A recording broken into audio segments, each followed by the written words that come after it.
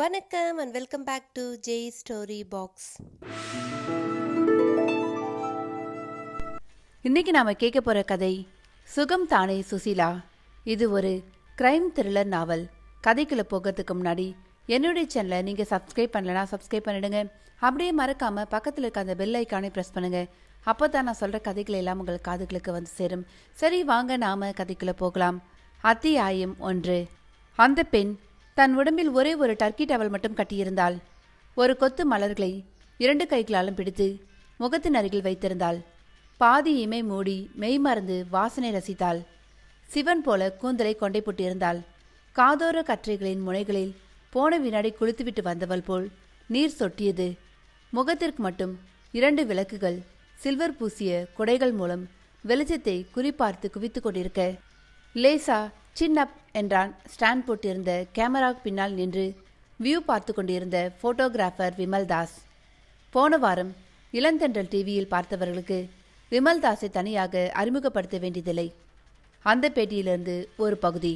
நீங்கள் இந்த கேமரா கலையை பொழுதுபோக்கா செய்கிறீங்களா இல்லை தொழிலா செய்கிறீங்களா? பொழுதுபோக்காத்தான் ஆரம்பித்தேன். இப்போ இதுதான் என்னுடைய முக்கிய தொழிலாக அமைஞ்சிடுச்சே. நீங்கள் விளம்பரங்களுக்கு ஃபோட்டோ எடுத்து கொடுத்துருக்கீங்க. பல முன்னணி பத்திரிகைகளுக்கு அட்டைப்படங்கள் எடுத்திருக்கீங்க. சினிமாவில் ஸ்டில் ஃபோட்டோகிராஃபராக வேலை பார்த்துருக்கீங்களா?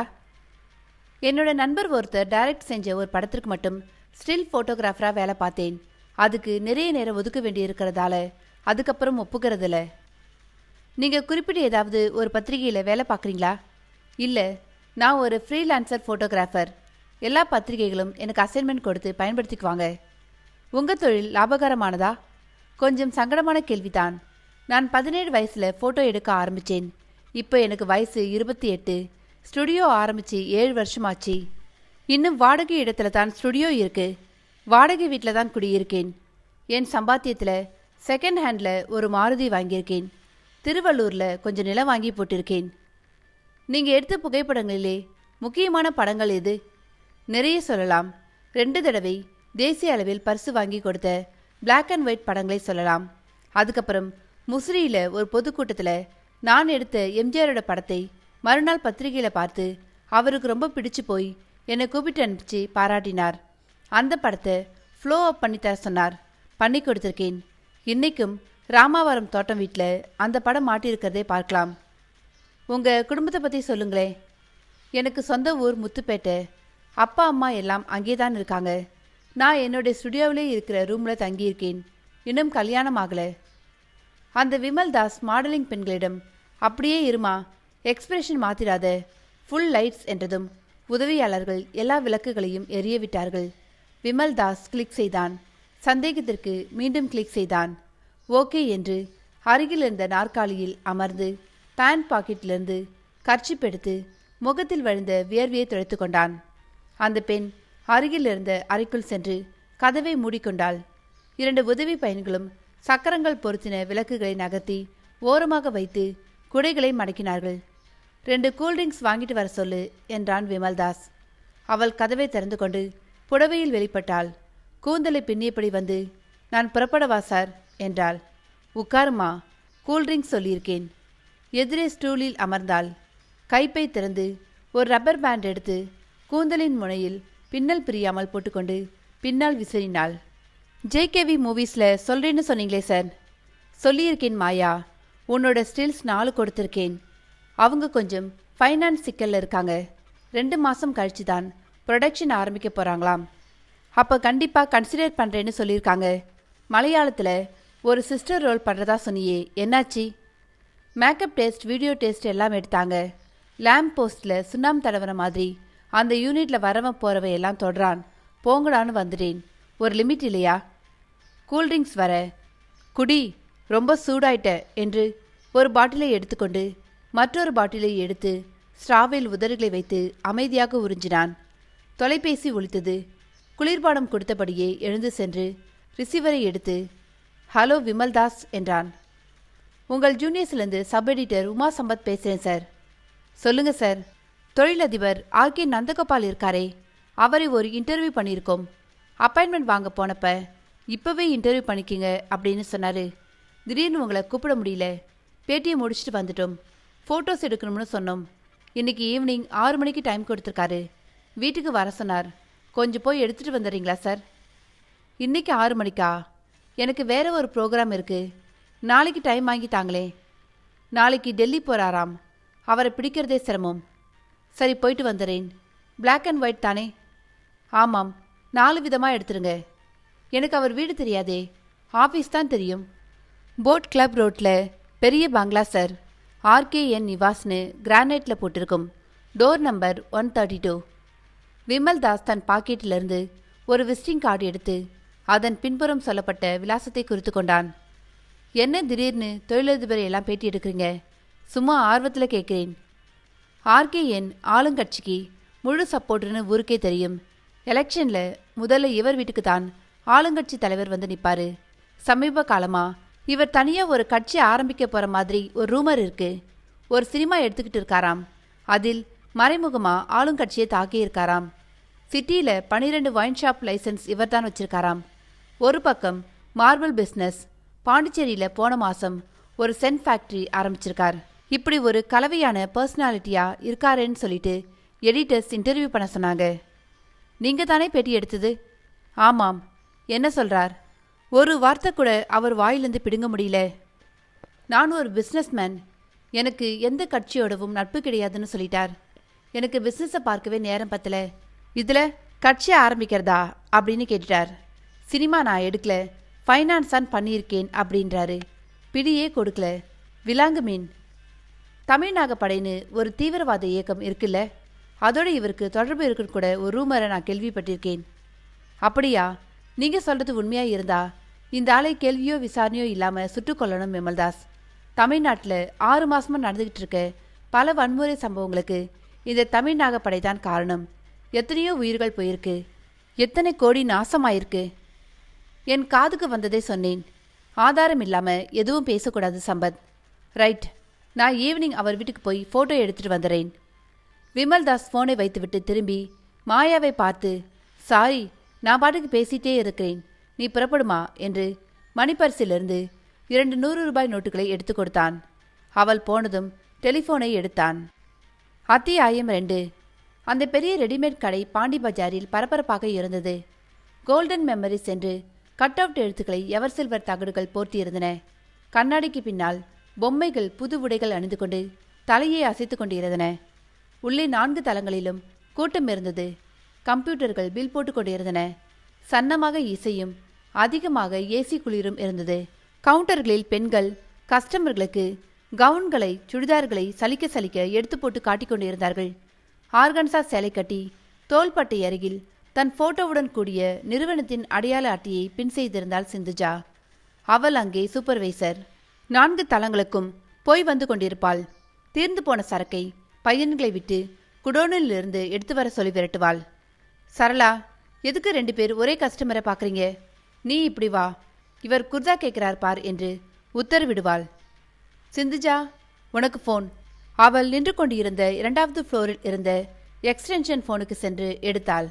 ஹலோ சிந்துஜா என்றாள். நான் தான் சிந்து. ஹாய் விமல், மழை பெய்ய போகுது. ஏன் இன்னைக்கு 2 தடவை ஃபோன் செஞ்சுட்டே? Very good, keep it up. இரு சிந்து, காலையில் ஃபோன் செஞ்சுது டின்னர் ப்ரோக்ராம் ஃபிக்ஸ் பண்ணிக்கிறதுக்காக. சரி, இப்போ பண்ணுறது அதை கேன்சல் பண்ணுறதுக்காக. உததான் வாங்குவ நீ. சாரிம்மா, திடீர்னு ஒரு அசைன்மெண்ட் வந்துருச்சு. அதெல்லாம் எனக்கு தெரியாது. பேசினபடி 5:30 மணிக்கெல்லாம் நான் பீச்சில் வெயிட் பண்ணுவேன். நீ வரணும். பேசிக்கிட்டு இருந்துட்டு அங்கிருந்து ஹோட்டல் போகிறோம். தேர் இஸ் நோ சேஞ்ச் இந்த ப்ரோக்ராம். வச்சிடவா? கொஞ்சம் நான் சொல்கிறத கேளேன். கேன்சல் பண்ணுறதை தவிர வேறு எது சொன்னாலும் கேட்குறேன். 6 மணிக்கு ஒரு விஐபியை அவர் வீட்டில் ஃபோட்டோ எடுக்க நான் போக வேண்டியிருக்கு. பத்திரிகை கமிட்மெண்ட். வேறு யாரையும் அனுப்ப முடியாது. நாளைக்கு அவர் டெல்லி போகிறாராம். யாரோ எங்கேயோ போகட்டும், எனக்கு என்ன? என்னால் தவிர்க்க முடியல சிந்து.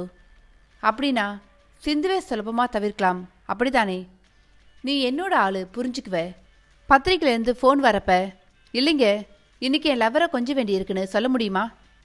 சொல்கிறது ஏன் அது கேவலமான விஷயமா? எந்த பத்திரிக்கைன்னு சொல்லு.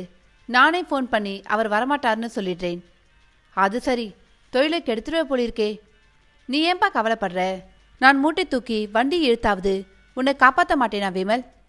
ஸோ இன்னைக்கு நாம் சந்திக்கல. உனக்கு இது நியாயமா படுதா? இல்லை தான். உன்னை பார்த்து இன்னையோடு 9 நாளாச்சு விமல். தப்பு தான், தெரியாமல் லவ் பண்ணிட்டேன். விமல், உன்னை பார்க்கணும், கட்டாயம் பார்க்கணும். அந்த விஐபி வீடு எங்கே இருக்கு? போட் கிளப் ரோடில். எத்தனை மணிக்கு அங்கே இருப்ப? 6 மணிக்கு.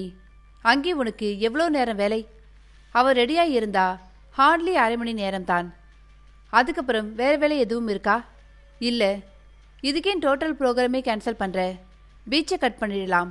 ஒரு 6:30 மணிக்கு அந்த போட் கிளப் வீட்டுக்கு வரேன். நீ படம் எடுத்துகிட்டு வந்ததும் 2 பேரும் ஹோட்டல் போய் சாப்பிடலாம். தாராளமா. அட்ரஸ் சொல்லுப்பா. தன் உள்ளங்கையில் குறித்து கொண்டாள் சிந்துஜா. அப்புறம் என்ன செஞ்ச இன்னைக்கு? ஒரு சென்ட் விளம்பரத்துக்கு ஸ்டில் எடுத்தேன். யாரு மாடல்? மாயான்னு ஒரு பொண்ணு. நல்லா இருப்பாளா? சூப்பராக இருப்பா. என்னை விட? உன்னை விட. ஓகே, என்ன போஸ்? குளிச்சுட்டு வந்து ஒரு கொத்து ஃப்ளவர்ஸை மெய் மறந்து வாசனை பார்க்குற மாதிரி போஸ். ட்ரெஸ் உண்டா இல்லையா? ஒரு டவல் கட்டியிருந்தா. பாவி, மேஞ்சியா? சி, அந்த பழக்கம் இல்லை. கண்ணால் மேஞ்சியா? அஃப்கோர்ஸ், கலைக்கண்ணால். உன் கலைக்கண்ணில் ஆசிடை ஊத்த. என்னை விட சூப்பரா? ஏன் சொல்ல மாட்டே? வெறும் டவலோடு இல்லை நின்று இருக்கா? அசிங்கமாக பேசாத சிந்து. ஃபோனை வச்சிட போகிறேன். அப்பா, எவ்வளோ கோபம் வருது. மூஞ்சி செவந்திருக்குமே. பக்கத்தில் இருந்திருந்தா அந்த செவந்த மூஞ்சில் ஒன்று கொடுத்துருக்கலாம். ஈவினிங் கொடு. ஈவினிங் வேறு ஒன்று கொடுக்கறதா இருக்கேன். என்ன அது? ஒரு சின்ன ப்ரெசன்டேஷன். எதுக்கு இப்போ? காரணம் எல்லாம் இல்லை. கடையில் பார்த்தேன், உனக்கு பொருத்தமாக இருக்குன்னு பட்டுது, வாங்கிட்டேன். என்ன அது? சஸ்பென்ஸ். சாயங்காலம் வரைக்கும் என்னன்னு யோசிச்சுட்டே இரு. ஒரு க்ளூ கூட. இது உனக்கு அந்தரங்கமாக தேவைப்படும். யோசிச்சுட்டே இரு. அப்போது ஈவினிங் பார்க்கலாமா? சரி. என்ன கலர் பேண்ட் போடுவ? இப்போ போட்டு இருக்கிறது தான். ஈவினிங் மாத்துறதில்ல. நான் க்ரீம் கலரில் ஒரு சுடிதார் புதுசாக எடுத்தேன். அதை போட்டுட்டு வரேன். நீயும் அதே கலரில் போட்டுட்டு போயேன். க்ரீம் கலரா? ஒர்க் பண்ணுறப்ப அழுக்காயிடுமே. அழுக்கானா துவைச்சிக்கலாம் மைடியர் கஞ்சா. சொல்கிறத போட்டுட்டு வாயேன். சரி, வச்சிடவா? வச்சிடு. கொஞ்சம் நடுநடுவில் வேலையும் பார்க்குறேன் என்று ரிசீவரை வைத்தாள் புன்னகையோடு சிந்துஜா. அத்தியாயம் 1. போட் கிளப் ரோட்டில் மாருதியை நிதானமாக செலுத்திய விமல்தாஸ் RKN நிவாசை கண்டுபிடிப்பதில் சிரமமே படவில்லை. காம்பவுண்ட் கேட்டில் இருந்த வாட்ச்மேன் விசிட்டிங் கார்டை வாங்கி பார்த்துவிட்டு திருப்பி கொடுத்து கேட்டை அகலமாக திறந்து விட்டதும் காரை உள்ளே தள்ளியிருந்த பங்களாவின் முகப்பை நோக்கி செலுத்தினான் விமல்தாஸ். நிறுத்தி இறங்கினான். போர்டிகோவில் 3 கார்கள் நின்று கொண்டிருந்தன. 7-8 பேர் நின்றிருந்தார்கள். புல்வெளியில் ஒருவன் சக்கரம் பொருத்தின கட்டர தள்ளி புல்லுக்கு முடிவெட்டி கொண்டிருந்தான். இருட்டு அனுமதிக்காமல் மாலை வெளிச்சம் போராடி கொண்டிருந்தாலும் புல்வெளியில் நட்டு வைத்திருந்த எல்லா விளக்குகளும் எரிந்து கொண்டிருந்தன. கொஞ்சம் பழமையும் புதுமையும் கலந்து கட்டப்பட்டிருந்த அந்த வீட்டுக்குள் தன் கேமரா சாதனங்கள் நிரம்பிய லெதர் பேக்கை தோளில் மாட்டிக்கொண்டு உள்ளே நுழைந்தான். சலவைக்கல் தரை, தேக்கு மர கதவுகள், ஜன்னல்கள், ரோஸ்வுட்டில் செய்து பளபளவென்று பாலிஷ் செய்யப்பட்ட ஃபர்னிச்சர்கள். வேஷ்டி கட்டின ஒரு ஆசாமி வந்து, ஃபோட்டோகிராஃபர் விமல்தாஸ் என்று விசாரித்தான். ஆமாம், வாங்க என்று மாடிப்படிகள் ஏறினான். விமல்தாஸ் தொடர்ந்தான். மாடியில் நிறைய அறைகள் இருந்தன. ஒரு அறைக்குள் அழைத்து வந்தான் அவன். அது அலுவலக அறை போல் இருந்தது. பெரிய மேஜை, நிறைய நாற்காலிகள், ஒரு ஆயில் பெயிண்டிங்கில் ஆள் உயிர RKN. உட்காருங்க, ஐயா இப்போதான் எந்திரிச்சாரு. 15 நிமிஷத்தில் இங்கே வரேன்னு சொன்னாரு. என்ன சாப்பிட்றீங்க? காஃபியா டீயா? காஃபி என்றான். அவன் ஏசியின் ஸ்விட்சை போட்டுவிட்டு வெளியேறினான். விமல்தாஸ் தன் பையிலிருந்து கேமரா எடுத்து ஃப்ளாஷ் பொருத்தி தயாராக மேஜை மேல் வைத்துவிட்டு மாலை செய்தித்தாளை எடுத்து புரட்டினான். முதல் பக்கத்தில் பஸ்ஸும் வேனும் மோதியதில் 17 பேர் செத்து போயிருந்தார்கள். 2ஆம் பக்கத்தில் அமைச்சர் மகன் திருமணத்தில் முதலமைச்சர் கலந்து கொண்டு வாழ்த்தியிருந்தார். 3ஆம் பக்கத்தில் நடிகை ஒருத்தி கேக் வெட்டி தன் பிறந்த நாளை படப்பிடிப்பு தளத்தில் கொண்டாடிய பொழுது அருகில் இன்னார் இன்னார் படத்தில் கேக்கும் வாயுமாக சிரித்து கொண்டிருந்தாள். 4ஆம் பக்கத்தில் நகர போலீஸ் கமிஷனரின் அறிக்கை விமல்தாஸை கவர்ந்தது. முழு செய்தியும் படித்தான். தமிழகத்தில் நடந்த பல்வேறு வன்முறை சம்பவங்களுக்கு காரணமாக இருக்கும் தமிழ் நாகப்படை இயக்கத்தின் தளபதிகளாக கருதப்படும் சின்ன கருப்பன், தமிழ்மணி, இமயவரம்பன் மூவரையும் கூடிய விரைவில் கைது செய்வதற்காக தனி போலீஸ் படை ஒன்று அமைக்கப்பட்டிருக்கிறது என்று கமிஷனர் தெரிவித்தார். செய்தியோடு சின்ன கருப்பன், தமிழ்மணி, இமயவரம்பன் மூவரின் புகைப்படங்களும் வெளியாகி இருந்தன. விமல்தாஸ் செய்தித்தாளை மடக்கி போட்டுவிட்டு கொண்டு வந்து வைக்கப்பட்ட காஃபியை எடுத்துக்கொண்டான். சூடாகவும் சுவையாகவும் இருந்தது காஃபி. காஃபி குடித்து முடிக்கும் வரை மரியாதைக்காக நின்றிருந்த அவன் கப்பை வைத்ததும் எடுத்துக்கொண்டு அறையை விட்டு வெளியேறி சென்றான். விமல்தாஸ் ஆயில் பெயிண்டிங்கில் நின்றிருந்த RKNஐ கொஞ்ச நேரம் பார்த்தான். அவ்வளவு உயரமில்லை. 5 அடிக்கு மேல் 1 அல்லது 2 அங்குலம்தான் இருக்கலாம். 8 முழ வேஷ்டி, மேலே வெள்ளை முழுக்கை சட்டை, முழுக்கை முனையில் கப்ளிங்ஸ், உருண்டையான முகம், தலையில் அதிக முடி இல்லை. இருந்தும் வெள்ளையாக, புருவ முடிகளில் சிக்கெடுத்தாக வேண்டும். சற்று அகலமான மூக்கு, மீசை இல்லை. மூக்குக்கும் மேலுதட்டுக்கும் நடுவில் மீசை இல்லாததாலே சற்று அகலம் அதிகம் இருப்பது போல் பட்டது. பெரிய உதடுகள், கண்களில் ஒளி எதுவும் இல்லை. ஆனால் முகம் பார்த்து எந்தவிதமானவர் என்று அனுஷ்க முடியாதபடி இருந்தது.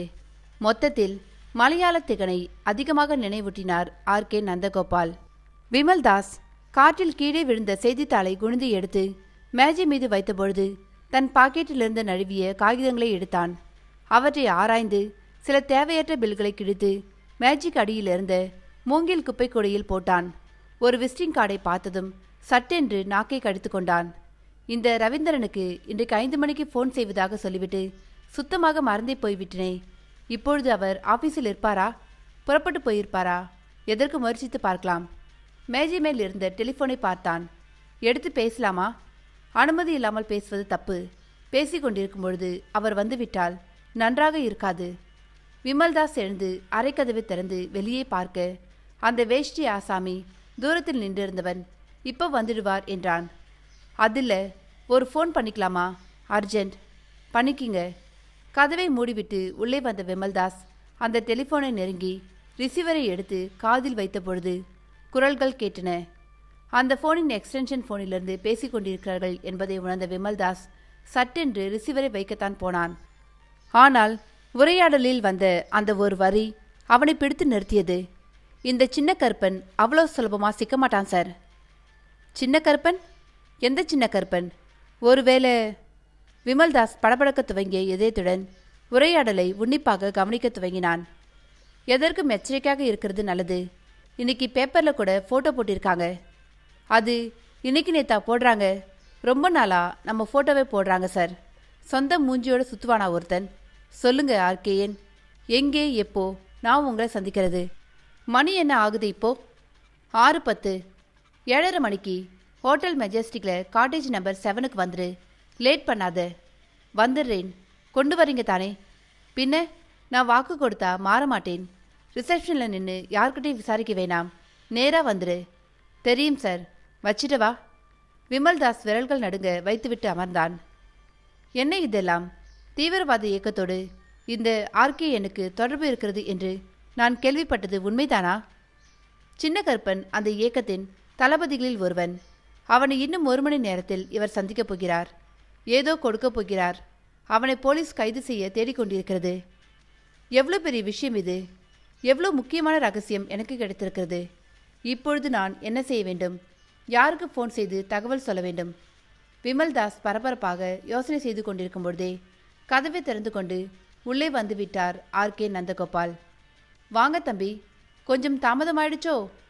பரவாயில்ல சார் என்று தன் பதற்றத்தை மறைத்துக்கொண்டு இயல்பாக பேசினான் விமல்தாஸ். அவர் மேஜையை சுற்றி வந்து சுழல் நாற்காலியில் அமர்ந்து கொண்டு குடிக்க ஏதாவது கொடுத்தாங்களா என்றார். காஃபி குடிச்சிட்டேன் சார் என்று மேஜை மேல் வைத்திருந்த கேமராவை எடுத்து கழுத்தில் அணிந்து கொண்டு எழுந்தான். பெயிண்டிங்கிலிருந்து RKNக்கும் நிஜத்திற்கும் முகத்தில் அடர்த்தியாக போட்டிருந்த பவுடரை தவிர வித்தியாசம் எதுவும் இல்லை. கேமரா வழியாக அவரை பார்த்தான். ஃபோட்டோ எடுக்கலாமா சார்? எடுங்க என்று கேமராவை பார்த்து புன்னகையை உரைய வைத்து கொண்டார். இப்படி வேணாம் சார். நீங்கள் இயல்பா என்னோட ஏதாவது பேசிக்கிட்டே இருங்க. நான் பாட்டுக்கு எடுத்துடுறேன். ஏதாச்சும் பேச சொன்னா நான் என்ன பேசுறதுனே தெரியாது என்று அவர் பேசி கொண்டிருக்கும் போதே ஒரு ஸ்னாப் எடுத்துக்கொண்டான். ஃபோனில் பேசுகிற மாதிரி எடுத்துக்கிறீங்களா? சரி. ரிசீவரை எடுத்து காதில் வைத்துக்கொண்டு கேமராவை பார்த்தார். ஃபோனை பார்த்து பேசுங்க சார். 3 புகைப்படங்களோடு அவரை போதும் என்று விட்டார். நீங்கள் எந்த பத்திரிக்கையில் வேலை பார்க்குறீங்க? இல்லை சார், எல்லா பத்திரிகைக்கும் எடுப்பேன். விமல் தாஸ், குமுதத்தில் அடிக்கடி நீங்கள் எடுத்த ஃபோட்டோ அட்டையில் போடுவாங்கல்ல, பேர் பார்த்துருக்கேன். எனக்கு கூட ஒரு வீக்லி பத்திரிகை தமிழில் ஆரம்பிக்கணும்னு ஒரு ஐடியா இருக்குது. அரசியல் இல்லாமல் சமுதாயத்துக்கு நல்ல கருத்துக்கள் சொல்கிற மாதிரி அமைக்கணும்னு யோசனை. விமல் தாஸ் தன் உபகரணங்களை எடுத்து பைக்குள் வைத்தபடி வெறும் புன்னகை மட்டும் செய்தான். நல்ல ஜேர்னலிஸ்ட் யாரையாச்சும் சஜஸ்ட் பண்ணுங்களேன். இந்த கேள்வியை பல பேர்கிட்ட கேட்டுக்கிட்டு இருக்கேன். எனக்கு உடனே யாரும் தோணலை சார். ஸ்ட்ரைக் ஆனால் ஃபோன் செய்கிறேன். பேக்கின் ஜிப்பை இழுத்துவிட்டு கை கூப்பின விமல்தாஸ், அப்போ நான் புறப்படுறேன் என்றான். கொஞ்சம் இருங்க என்று அவர் மேஜின் டிராயரை திறந்து உள்ளிருந்து ஒரு ஸ்ப்ரே டைப் சென்ட்ரல் பாட்டில் எடுத்து கொடுத்தார். பாண்டிச்சேரியில் நம்ம ஃபேக்ட்ரியில் தயாரித்த புது சென்ட் வச்சுக்கிங்க. பரவாயில்ல சார், நான் சென்ட் யூஸ் பண்ணுறதில்ல. உங்களுக்கு வேண்டியவங்களுக்கு கொடுங்க. அதற்கு மேல் மறுக்க முடியாமல் வாங்கி கொண்டு புறப்பட்டு கீழே வந்தபொழுது மணி 6:45. தன் காருக்கு வந்தபொழுது காரின் பேனட்டில் அமர்ந்திருந்த சிந்துஜா குதித்திறங்கினாள். Hi, good evening. முதல்ல காரில் ஏறி என்று அவசரமாக காரில் ஏறிக்கொண்ட அவனை புரியாமல் பார்த்து அருகில் அவள் அமர்ந்து கதவை சரியாக மூடிக்கொள்ளும் முன்பாக விருட்டென்று காரை கிளப்பினான் விமல்தாஸ். என்னாச்சு உனக்கு? ஏன் இப்படி வேகமாக ஓட்டுற? அந்த வீட்டை விட்டு தொலைதூரம் வந்து டிராஃபிக் இல்லாத ஒரு சாலையில் லெஃப்டில் காரை நிறுத்தினான். சிந்துஜா, எனக்கு ஒரு பயங்கரமான தகவல் கிடைச்சிருக்கு. ஹோட்டல் மெஜஸ்டிக்கில் உன் ஃப்ரெண்டு யாரோ வேலை பார்க்கறதா சொல்லியிருக்கல்ல, அவள் என்னவா வேலை பார்க்குறா? ரிசப்ஷனிஸ்ட். ரொம்ப நல்லதா போச்சு. எதுக்கு?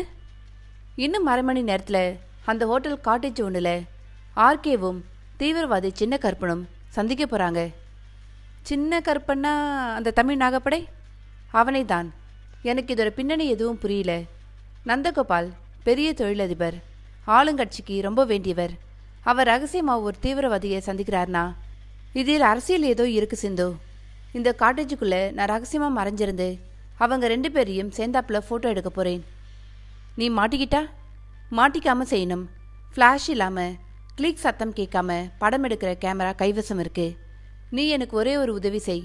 உன் ஃப்ரெண்டு மூலமாக அவங்க 2 பேரும் அந்த காட்டேஜுக்கு வந்து சேர்றதுக்குள்ளே நான் உள்ளே போய் பதுங்கிக் கொள்வதற்கு உதவி செய் சிந்து. எனக்கு பயமாக இருக்குப்பா. பேசாமல் தெரிஞ்ச தகவலை போலீஸ்க்கு சொல்லிவிடலாமே. நான் யூகம் பண்ணுறது சரியாக இருந்தா போலீஸே இந்த தீவிரவாதி கும்பலை வேணும்னே பிடிக்காம நாடகமாடி பொதுமக்களுக்கு பாவலா காட்டுறாங்களோன்னு ஒரு சந்தேகம். அப்படி இருந்தா தகவல் சொல்கிற என்னை வாயடைக்கத்தான் முயற்சி பண்ணுவாங்க. முதல்ல நான் ஃபோனில் எதேச்சியாக தகவல் தெரிஞ்சுக்கிட்டதை அவங்க நம்பணும். அது ஒரு ஆதாரமாகாது. கைவசம் கேமரா இருக்கு, தொழில் வித்தை இருக்கு, நமக்கு மட்டும் தெரிஞ்ச தகவல் இருக்கு. முதல்ல ஆதாரம் உருவாக்கிக்கலாம் சிந்து. நீ சொல்கிறது சரிதான், ஆனால் ரிஸ்க் எடுக்கிறியோன்னு படுது. எந்த ரிஸ்க்கும் இல்லை, நீ வா. காரை கிளப்பினான் விமல்தாஸ். அத்தியாயம் 4. ஹோட்டல் மெஜஸ்டிக் ராதாகிருஷ்ணர் சாலையில் நுழைந்ததும் 10-12 வர்ண கொடிகளும் நீருற்றும் வைத்துக்கொண்டு சுத்தம் சுத்தம் மேலும் சுத்தமாக இருந்தது. ரிசப்ஷனில் இருந்த ஆள்விழுங்கி சோஃபாக்களில் ஒன்றில் விமல்தாஸை உட்கார வைத்துவிட்டு சிந்துஜா தன் தோழியை தனியாக அழைத்து பேசிவிட்டு இவனை நோக்கி வந்தாள். அமர்ந்தாள். என்னவாம்? நான் இது மாதிரி பத்திரிகை சம்பந்தப்பட்ட முக்கியமான விஷயம்னு சொல்லி ரகசியமாக உதவி செய்ய சொன்னேன். வெளியில் தெரிஞ்சா என் வேலை போயிடும்னு சொல்லி பயப்பட்டா. நான் வற்புறுத்தினேன். சரின்னு சம்மதிச்சிட்டா. என்னை உனக்கு பக்கத்தில் உட்காந்து வெயிட் பண்ண சொன்னா. காட்டேஜ் நம்பர் 7 ஆர்கே நந்தகோபால்னு அவர் பேர்லேயே புக் ஆகியிருக்காம். அவன் நைஸாக நழுவி எடுத்துகிட்டு வந்து என்கிட்ட கொடுப்பா. நீயும் நானும் இங்கேருந்து நழுவி அந்த காட்டேஜ் போகிறோம். திறந்து உன்னை உள்ளே அனுப்பிட்டு பூட்டி சாவி எடுத்துகிட்டு வந்து ரகசியமாக அவள் கையில் ஒப்படைச்சிடுவேன். இதுதான் ஏற்பாடு. வேறு ஏதாவது விவகாரமானா நீதான் பொறுப்புன்னு சொல்லிட்டா. ஒரு விவகாரமும் ஆகாது என்றான் விமல்தாஸ். ஒரே ஒரு சின்ன கேமரா மட்டும் என் பேண்ட் பாக்கெட்டில் வச்சிருக்கேன். இந்த பேக்கை எல்லாம் நீ நம்ம காரில் வச்சுட்டு காரிலேயே வெயிட் பண்ணு. நான் ரகசியமாக ஃபோட்டோஸ் எடுத்துட்டு அவங்களுக்கு தெரியாமல் நழுவி வந்துடுறேன். எனக்கு வெடவெடன்னு இருக்கு என்ற சிந்துஜா அவன் அந்த லெதர் பையின் ஜிப்பை இழுத்து திறந்து தனக்கு தேவையான ஸ்பெஷல் கேமராவை எடுத்துக்கொண்ட பொழுது, ஹாய், இதென்ன எனக்காக வாங்கிட்டு வந்தியா என்று அந்த ஸ்ப்ரே சென்ட் பாட்டிலை எடுத்து பார்த்து பெயர் படித்தாள். ஜாஸ்மி ரோஸ். இதென்ன ரோஜா வாசனையும் மல்லிகைப்பூ வாசனையும் கலந்தடிக்குமோ? யாருக்கு தெரியும்? இது வாங்கினதில்ல, அந்த ஆர்கேஎன் தன்னோட ஃபேக்டரியில் தயாரிச்சதுன்னு சொல்லி அன்பளிப்பாக கொடுத்தார். வேணாம்னு சொன்னாலும் விடலை. சிந்துஜா அதன் மூடியை திறந்து தன் மேலே கொஞ்சமும் அவன் மேல் கொஞ்சமும் ஸ்ப்ரே செய்துவிட்டு, ஒரு புது ஸ்மெல்லாகத்தான் இருக்கு, இதை நான் வச்சுக்கிறேன் என்று தன் கைப்பைக்குள் வைத்து கொண்டாள். உன் ஃப்ரெண்டு வரா சிந்து. கூந்தலை பாப் செய்து காட்டன் சேலையை இடுப்பு குழைவு தெரிய நேர்த்தியாக கட்டியிருந்த சிந்துஜாவின் தோழி வந்தனா புன்னகித்தபடி வந்து சிந்துஜாவின் அருகில் அமர்ந்தாள். சிந்துஜாவின் கையை பிடித்து குலுக்குவது போல் தன் கையில் இருந்த சாவியை அவள் கைக்கு மாற்றினாள். 2 நிமிஷத்தில் வந்துரு, இல்லைனா எனக்கு டேஞ்சர் ஆயிடும் என்று கிசுகிசுத்து விட்டு எழுந்து சென்றாள். உடனே விமல்தாஸும் சிந்துஜாவும் எழுந்து கொண்டார்கள். உள் வழிகளில் நடந்து நீச்சல் குளம் தாண்டி ஹோட்டலின் பின்புறம் தனித்தனியாக இருந்த மினி பங்களாக்களைப் போல் விளக்குகளில் பளிச்சிட்ட காட்டேஜ் பகுதிக்கு வந்தார்கள். 7ஆம் நம்பர் காட்டேஜ் வந்து சிந்துஜா சாவியை போட்டு கதவை திறந்து அவன் கைப்பற்றி all the best, be careful என்றாள். அவன் உள்ளே நுழைந்ததும் மறுபடியும் பூட்டி வேகமாக ரிசப்ஷனுக்கு விரைந்தாள். வந்தனாவிடம் ரகசியமாக சாவியை ஒப்படைத்துவிட்டு விமல்தாஸ் சொன்னபடி அவனுடைய மாருதி காருக்கு வந்து உள்ளே பேகை வைத்துவிட்டு உள்ளேயே கதவை மூடிக்கொண்டு அமர்ந்தாள். உள்விளக்கை போட்டுக்கொள்ளாமல் தன் படபடப்பை அடக்குவதற்காக கேசட்டை சன்னமான ஒளியில் வைத்துக்கொண்டு காத்திருக்க துவங்கினாள். அத்தியாயம் 5. காட்டேஜின் உள்ளே வந்த விமல்தாஸ் ஸ்விட்ச் எதையும் போடாமல் கொஞ்ச நேரம் அசைவில்லாமல் நின்று கண்களை இருட்டுக்கு பழக்கி கொண்டான். அடுத்த நிமிடத்தில் ஜன்னலுக்கு வெளியே இருந்து வந்த சன்னமான வெளிச்சத்தில் அவனால் தெளிவாகவே பார்க்க முடிந்தது. அந்த காட்டேஜின் அமைப்பை கவனித்தான். 3 பிரிவுகளாக அமைந்திருந்தது. கதவை திறந்ததும் ஒரு செவ்வக ரிசப்ஷன் போன்ற பகுதி. அடுத்தது 15 அடிக்கு இரட்டை கட்டிலுடன் கூடிய படுக்கை அறை, அத்துடன் இணைந்த பாத்ரூம். தவிர கதவில்லாமல் ஒரு சின்ன ட்ரெஸ்ஸிங் பகுதி நிலை கண்ணாடியுடன் இருந்தது. தலைவரை சாய்ந்து கொள்ள வசதியுடன் உயரமான சோஃபாக்கள், டெலிவிஷன், டெலிஃபோன், ஸ்டீரியோ பெட்டிகள். விமல்தாஸ் தீர்மானித்தான். உள்ளே நுழைந்தவுடன் இருக்கிற ரிசப்ஷன் பகுதியை உடனே கடந்து யாரும் படுக்கை இருக்கிற அறைக்குள் தான் இயல்பாக பிரவேசிப்பார்கள். அங்கே அமர்ந்துதான் பேச விரும்புவார்கள். ரிசப்ஷனில் போடப்பட்டிருந்த உயரமான சோஃபாவிற்கு அடியில் நீளமாக படுத்துக்கொண்டான் விமல்தாஸ். படுத்தபடியே தான் இருக்கும் இடத்திலிருந்து உள்ளறைக்குள் கோணம் பார்த்தான். உள்ளே அவர்கள் எந்த கோணத்தில் உட்கார்ந்து பேசினாலும் இங்கிருந்து லோ ஆங்கிளில் சுலபமாக கவர் செய்ய முடியும் என்று உணர்ந்தான். அந்த ஆட்டோ ஃபோக்கஸ் கேமராவில் பேட்டரி பவர்ஃபுல்லாக இருக்கிறதா என்று செக் செய்து பார்த்து கொண்டான். ஃபிலிம் ரோல் துவக்கத்தில் இருக்கிறதா என்று பார்த்து கொண்டான். எல்லாம் தயார். கிளிக் சத்தம் வரப்போவதில்லை. ஃப்ளாஷ் ஒளி அடிக்கப் போவதில்லை. அடுத்த ஃபிலிமிற்கு நாம் மாற்ற வேண்டிய அவசியம் இல்லாமல் ஓசையின்றி அதுவே மாற்றிக்கொள்ளும். தன்னுடைய ரிஸ்ட் வாட்சில் கண்களை நுணுக்கி பார்த்து ரேடியம் உதவியில் நேரம் 7:20 என்பதை புரிந்து கொண்டான். காத்திருந்தான். அத்தியாயம் 6. 5 நிமிடங்கள் கழித்து காட்டேஜின் கதவு சாவி போட்டு திறக்கப்பட்டது. ஆர்கே நந்தகோபால் உள்ளே வந்து சுவிட்சுகளை போட்டார். ஒரு வினாடி கூட ரிசப்ஷன் பகுதியில் நிற்காமல் கதவை மூடிவிட்டு உள்ளறைக்கு வந்து அங்கிருந்த விளக்குகளையும் போட்டுவிட்டு தான் கொண்டு வந்த சிறிய கருப்பு நிற சுட்கேஸை அருகில் வைத்துக்கொண்டு கட்டிலில் அமர்ந்தார். தன் சிகரெட் கேஸ் எடுத்து திறந்து ஒரு வெளிநாட்டு சிகரெட்டை எடுத்து உதட்டில் வைத்துக்கொண்டு லைட்டரால் பற்ற வைத்து கொண்டார். சிந்தனையோடு ஆழமாக புகையை உள்ளே இழுத்து அனுபவித்தார். தன் வாட்சை ஒரு தரம் பார்த்து கொண்டார். சரியாக 7:30க்கு அழைப்பு மணி ஒலித்தது. கமின் என்றார். கதவை தள்ளி உள்ளே வந்தார். தலையும் தாடியும் முற்றிலும் நரைத்து போய் காந்தி தாத்தா கண்ணாடி அணிந்து கருப்பு பெட்ஷீட்டை போர்த்தி கைத்தடியோடு அந்த தாத்தா முதல் காரியமாக கதவை மூடி தாழிட்டார். உள்ளறைக்கு வந்து வணக்கம் சார் என்று எதிர் சோஃபாவில் அமர்ந்தார். சினிமாக்காரன் எல்லாம் தோத்தான். என்ன மேக்கப்பியா இது? இந்த கெட்டப்பில் நீ கமிஷன் முன்னாடி போய் நின்று பசிக்குதுன்னு சொன்னா சத்தம் போடாம பணம் கொடுத்துட்டு போயிடுவார் என்றார் ஆர்கேஎன். சோஃபாவுக்கு அடியில் இருந்த விமல்தாஸ் 2 பேரையும் ஒரே ஃப்ரேமில் கம்போஸ் செய்து முதல் போட்டோவை எடுத்தான். என்ன சென்று போட்டிருக்கீங்க ஆர்கேஎன்? கும்முன்னு ஆளையே தூக்குது. ரோஜா வாசனையும் இல்லாம மல்லிகை வாசனையும் இல்லாம ஒரு புது மாதிரி இருக்கே என்று தாத்தாவுக்குள் ஒளிந்திருந்த சின்ன கருப்பன் போர்வியையும் கைத்தடியையும் விலக்கி வைத்துவிட்டு கேட்டான். பக்கென்றது விமல்தாஸ்க்கு. போச்சு, எல்லா திட்டமும் போச்சு. சிந்துஜா விளையாட்டுக்கு என் மேலே ஸ்ப்ரே செய்து தொலைத்ததன் விளைவு. நான் சென்று தயாரிக்கிற வழியை நான் போட்டுக்கிறதில்ல. நானும் வந்ததும் ஃபீல் செஞ்சேன். இப்போ இந்த ஆராய்ச்சி முக்கியமா என்று ஆர்கேஎன் கூறியதும் விமல்தாஸ்க்கு மூச்சு வந்தது. ஒரே அரிப்பா அரிச்சு தொலையுது என்று தன் நரைவிக்கையையும் தாடியையும் காட்டி கையில் வைத்துக்கொண்டு தாடியை சின்ன கருப்பன் சொரிந்து கொள்ள, கிளிக் நம்பர் 2. இங்கே உட்கார்ந்து அரட்டியடிக்க போறியா? பெட்டியை வாங்கிட்டு புறப்படு. ரொம்ப நேரம் நீ இங்கே இருக்கக்கூடாது. பெட்டியில் எவ்வளோ இருக்கு? 5. போராது தலைவரே என்று மறுபடி விக் வைத்து கொண்டான். தெரியும், இப்போ கொஞ்சம் டைட்டு. என்ன சார், உங்களுக்கே டைட்டா என்று தாடி வைத்து கொண்ட பொழுது, கிளிக் நம்பர் 3. இந்தா என்று அவர் கொண்டு வந்த சுர்கேஸை நீட்ட, அதை இவர் வாங்கிய பொழுது, கிளிக் நம்பர் 4. அடுத்தது எப்போ? இப்போ வேணாம், கொஞ்ச நாள் சைலண்டாக இருக்கிறது நல்லது. சரி, நீ புறப்படு. தேங்க்ஸ் என்று கொடுத்த பொழுது, கிளிக் நம்பர் 5. சின்ன கருப்பன் எழுந்து கொண்டான். முன்போல கருப்பு போர்வை போர்த்தி தாடி எடுத்துக்கொண்டு போர்வைக்குள் வெளியே தெரியாதபடி அந்த சுட்கேஸை வைத்து கைகளால் அணைத்து கொண்டான். நான் புறப்படவா? சரி, எச்சரிக்கையாக இருங்க என்று RKN அவன் தோளில் தட்டிய பொழுது, கிளிக் நம்பர் 6. இந்த 5 நிமிஷம் வேலைக்காகவா இவ்வளோ காஸ்ட்லியான காட்டேஜை புக் பண்ணீங்க சார்? இல்லை, 8 மணிக்கு என் ஆள் ஒருத்தியை வர சொல்லியிருக்கேன் என்று கண்ணடித்தார் RKN. அதான பார்த்தேன். அதான் போன்னு விரட்டுறீங்களா? Enjoy, good night. தாத்தா கதவு திறந்து கொண்டு போனதும் RKN ஒருமுறை சோம்பல் முறித்தார். தன் வாட்சியை பார்த்து கொண்டார்.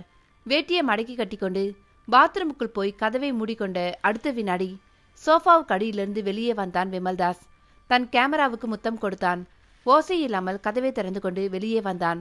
தன் காருக்கு வந்து அமர்ந்த விமல்தாஸ் சிந்துஜாவிடம் புன்னகையுடன் கட்டை விரலை உயர்த்தி காட்டிவிட்டு ஸ்டார்ட் செய்தான். புறப்பட்டான். இப்போ நேரா கமிஷனர் ஆஃபீஸா என்றாள் சிந்துஜா. இரு, அவசரப்படாதே. எடுத்தது எல்லாம் சரியா வந்திருக்கான்னு தெரிய வேணாமா? 2வது, இதை நான் போலீஸ்க்கு கொடுக்க போறதா இல்லை என்றான் விமல்தாஸ். பின்ன முதல்ல ஃபிலிமை டெவலப் பண்ணி எப்படி வந்திருக்குன்னு பார்ப்பேன்.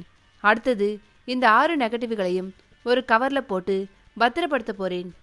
அப்புறம் அந்த RKN கண்ணில் விரலை விட்டு ஆட்ட போறேன். என்ன உன் திட்டம்? நாளைக்கு கேளு என்றான் கண்களில் உற்சாகம் மின்ன. அத்தியாயம் 7. அதிகாலை 5 மணிக்கு சூரியனுக்கு முன்னால் விழித்து கொண்ட RK நந்தகோபால் வாஷ்பேசின் கண்ணாடியை பார்த்து கொண்டு பல் விளக்கினார். கன்னத்தில் ஓரத்தில் அது என்ன? கண்ணாடி அருகே முகத்தை கொண்டு சென்று உற்று பார்த்தார். லேசாக மை ஒரு பிசுறு போல் கோடிட்டு இருந்தது. உங்களுக்கு 55 வயசாச்சுன்னு சொன்னா யாராச்சும் நம்புவாங்களா? ராத்திரி காட்டேஜில் அவள் சொன்னது நினைவுக்கு வந்தது. வாய் கொப்பளித்து விட்டு பாத்ரூம் கதவை மூடிக்கொண்டார். வெளிப்பட்டு வார்ட்ரோப் திறந்து வெள்ளை பனியன் ஷார்ட்ஸ் எடுத்து அணிந்தார். கேன்வாஸ் ஷூ கட்டிக்கொண்டு அக்ரலிக் வாக்கிங் ஸ்டிக் எடுத்துக்கொண்டார். பங்களா வாசலுக்கு வந்து வெள்ளை அம்பாசிடரில் அமர்ந்து புறப்பட்டார். வாட்ச்மேன் கதவு திறந்து வைத்துவிட்டு விரைப்பாக சல்யூட் அடித்ததை அவர் கண்டுகொள்ளவில்லை. சாலைகளில் சோடியம் விளக்குகள் மஞ்சள் போட்டிருந்தன. கடற்கரை சாலையில் லைட் ஹவுஸ் அருகே உள்ள சாலையில் நிறுத்தி இறங்கினார். ஓசோன் காற்றை சுவாரஸ்யமாக சுவாசித்தபடி காந்தி சிலை வரைக்கும் வேகமாக நடக்க துவங்கினார். இருள் முகம் கழுவ துவங்கியிருந்தது. வெளிச்சத்திற்காக ஏங்கி ஆர்ப்பரித்து கொண்டிருந்த அலைகளுக்கு சூரியன் கொஞ்சமாக புகட்ட துவங்கியிருக்க எதிர்பட்ட பெரிய மனிதர்கள் குட் மார்னிங் சொல்லி தங்கள் நடையை ஓட்டத்தை தொடர்ந்தார்கள். RK நந்தகோபால் காந்தி சிலை வந்தபின் அங்கேயே சற்று நேரம் நின்றார். பிறகு திரும்பி காருக்கு வேகமான நடையில் நடந்தார். இதற்குள்ளாகவே அவருக்கு உடம்பு முழுக்க வியர்த்து பனியன் முதுகோடு ஒட்டி கொண்டு விட்டது. காரை அடைந்து டவல் எடுக்க உள்ளே பார்த்து காரின் ஸ்டியரிங் மேல் சொருக்கி வைக்கப்பட்டிருந்த அந்த வெள்ளை கவரை பார்த்து புருவம் சுருக்கினார். என்ன இது? எடுப்பதற்கு முன்பாக சுற்றிலும் பார்த்தார். நிறைய பேர் நடந்தார்கள், ஓடினார்கள். யாரும் நின்று இங்கே கவனிக்கவில்லை. அந்த கவரை எடுத்தார். ஒட்டப்பட்டு இருந்தது. ஓரம் கிழித்தார். உள்ளிருந்து வழவழப்பான அந்த புகைப்படத்தை எடுத்து பார்த்து திருக்கிட்டார். படத்தில் இவர் சுர்கேஸ் கொடுக்க சின்ன கருப்பன் வாங்கி கொண்டிருந்தான். எப்படி இது சாத்தியம்? படபடப்புடன் புகைப்படத்துடன் இணைந்திருந்த கடிதத்தை எடுத்தார். கடிதம் தமிழில் டைப் செய்யப்பட்டிருந்தது. படித்தார். அதிர்ச்சி அடைந்திருக்கும் திரு RKN அவர்களே, வணக்கம். நீங்கள் மயக்கமடைந்து விடவில்லையே? தெம்பாக இந்த கடிதத்தை படித்துக் கொண்டிருக்கிறீர்கள் தானே? என் பெயர் வில்லன் என்று வைத்துக் கொள்ளுங்கள். நீங்கள் இந்த சமுதாயத்திற்கு வில்லன், நான் உங்களுக்கு வில்லன். நேற்று ஹோட்டல் மெஜஸ்டிக்கில் காட்டேஜ் எண் 7இல் நீங்களும் தாத்தா வேடத்தில் வந்த தீவிரவாதி சின்ன கருப்பனையும் நான் ரகசியமாக புகைப்படம் எடுத்துவிட்டேன். 1 அல்ல 2 அல்ல 6 புகைப்படங்கள். முத்து முத்தான வர்ண புகைப்படங்கள். என்னை பொறுத்தவரை தவம் இருந்தாலும் கிடைக்காத பொக்கிஷங்கள். எப்படி சாமர்த்தியமாக நான் எடுத்தேன் என்று சுய புகழ் பாடி போரடிக்க விரும்பவில்லை. எடுத்தாயிற்று. இதோ மாதிரிக்கு ஒன்றை உங்களுக்கு அனுப்பியாயிற்று. நீங்கள் அரசியலுக்கு வர திட்டமிட்டிருக்கிறீர்கள். புதிய கட்சி விரைவில் துவங்கப் போகிறீர்கள். தேர்தலில் நிற்க வேண்டும். ஆட்சியை பிடிக்க வேண்டும். இதற்கு உங்களுக்கு துணையாக சில எதிர்க்கட்சிகள். நீங்கள் ஆட்சியை பிடிக்க வேண்டும் என்றால் இப்பொழுது உள்ள ஆட்சி கவிழ வேண்டும் அல்லது கலைக்கப்பட வேண்டும். மக்களுக்கு இந்த ஆட்சி மேல் அதிருப்தி ஏற்பட வேண்டும். அதற்கு என்ன செய்யலாம்?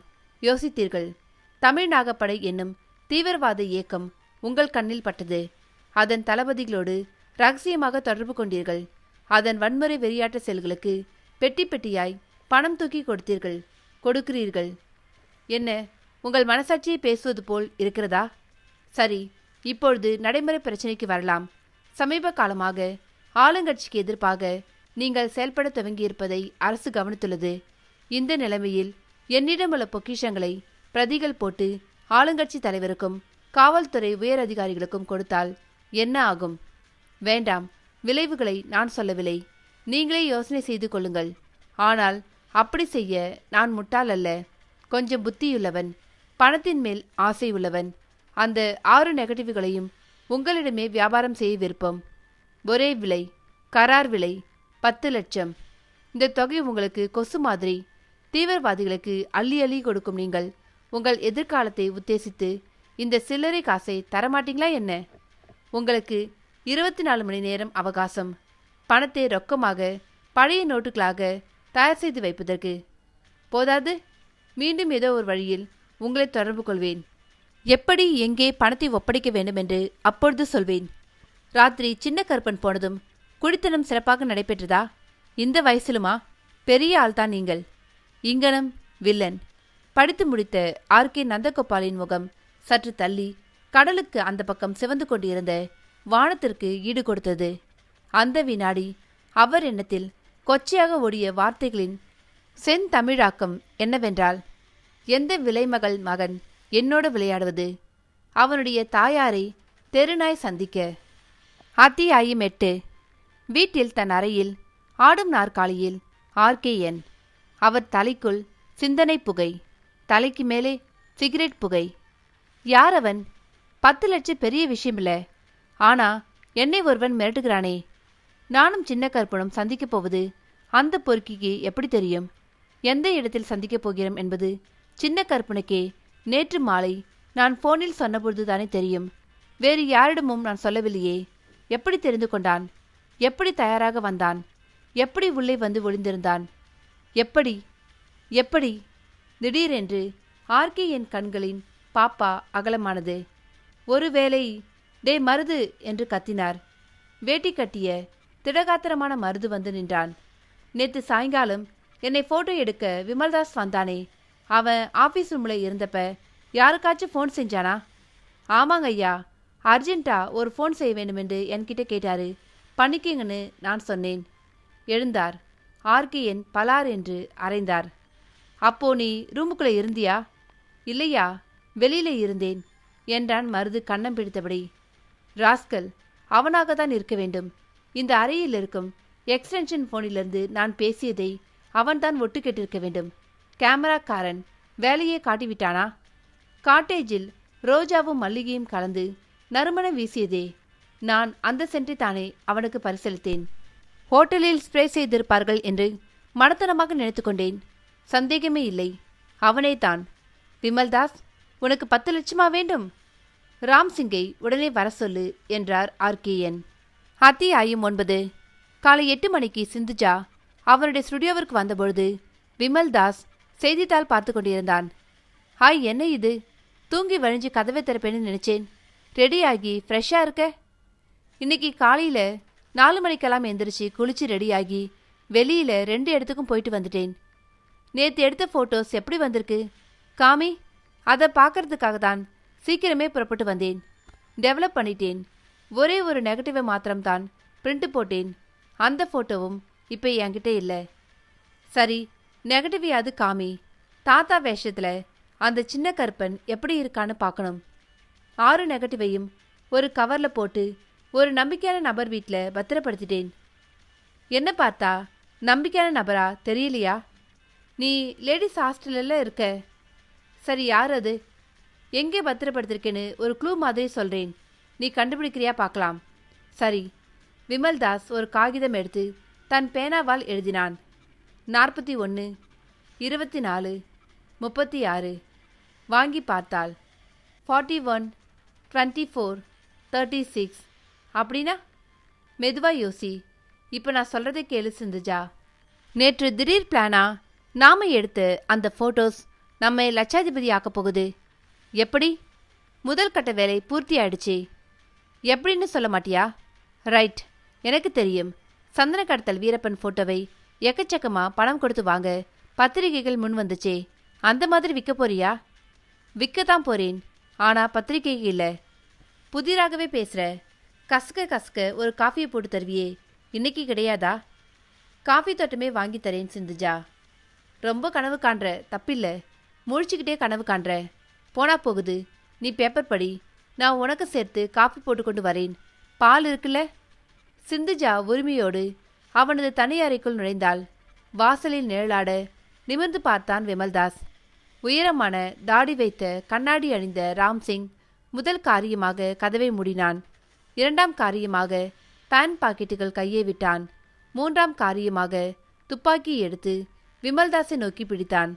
வெலவெலத்து போன விமல்தாஸ் எழுந்து விட்டான். என்ன பிரதர், எங்க முதலாளிய அவ்வளோ முட்டாளா நினைச்சா எப்படி? இது சைலன்சர்.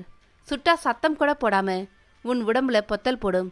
நீ செஞ்சது காகித மிரட்டல், இது ஆயுத மிரட்டல். ராம்சிங் ஓசை இல்லாமல் சிரித்ததெல்லாம் சரி, ஸ்டைலாக துப்பாக்கி பிடித்திருந்ததும் சரி. அடுத்த வரியில் போட்டோகிராஃபி அறிவு அதிகமில்லாததால ஒரு கேனத்தனமான வாக்கியம் சொன்னது தான் தப்பு. என் முதலாளியும் சின்ன கற்பனையும் 6 போட்டோ எடுத்திருக்காமே, அந்த ஃபிலிம் ரோலை எடு. விமல்தாஸ் விழித்து கொண்டான். நெகட்டிவ்ஸ் என்று கேட்காமல் ஃபிலிம் ரோல் என்று கேட்கிறான். ஆக இவனுக்கு டெக்னிக்கலாக அதிகம் தெரியாது. நான் கொடுத்துறேன், ப்ளீஸ் என்னை சுட்டுடாத. அருகில் மேஜை மேல் இருந்த ஒரு கேமராவை எடுத்தான் விமல்தாஸ். அந்த கேமராக்குள்ளே தான் அந்த ஃபிலிம் ரோல் இருக்கு. நான் இன்னும் டெவலப் பண்ணலை. கேமராவை வாங்கிய ராம்சிங் அதை திறந்து அதற்குள் இருந்த ஃபிலிம் ரோலை வெளியே எடுத்து ஒற்றை ரிப்பனாய் உருவி, படம் பூரா எக்ஸ்போஸ் ஆயிடுச்சு. இனிமே நீ டெவலப் பண்ணணும்னு நினைச்சாலும் முடியாது கண்ணா என்றான். ராம்சிங்கிடம் ஆர்கிஎன் அந்த போட்டோவை காட்டவில்லை.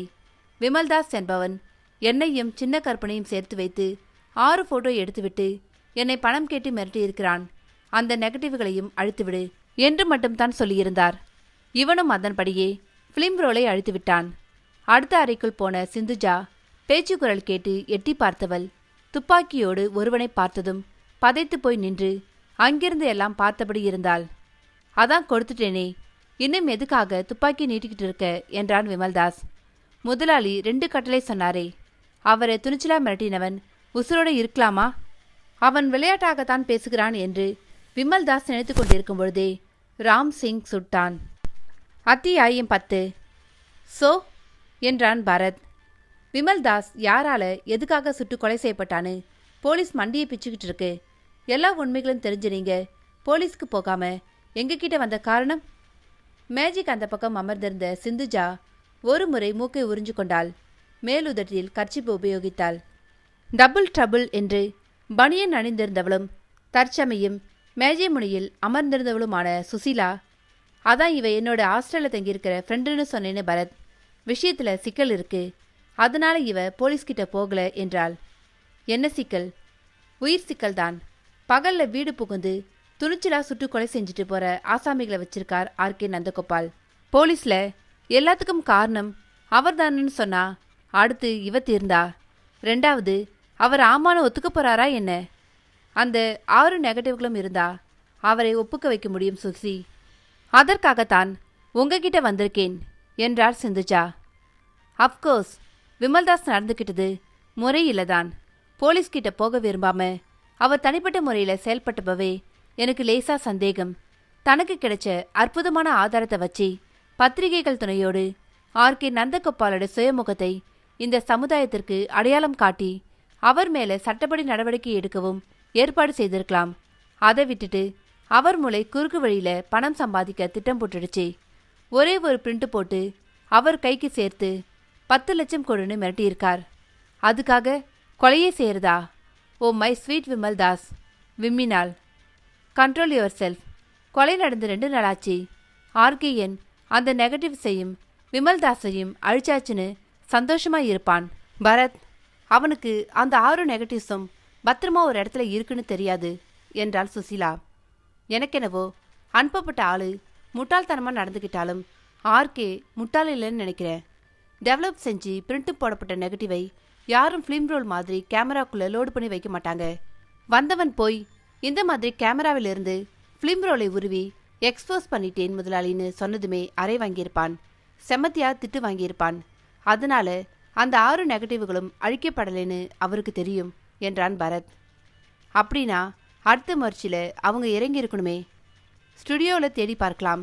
ஸ்டுடியோவை போலீஸ் பொறுப்பில் வச்சிருக்காங்களே, அதனால அங்கேயே என்டர் பண்ண முடியாது. வேற எந்த திசையில் இறங்கலாம்னு யோசனை பண்ணிட்டு இருப்பாங்க. அவன் என்ன முயற்சி வேணும்னாலும் பண்ணட்டும். நீங்கள் அந்த 6 நெகட்டிவ்ஸையும் கண்டுபிடிச்சு கொடுங்க சார்.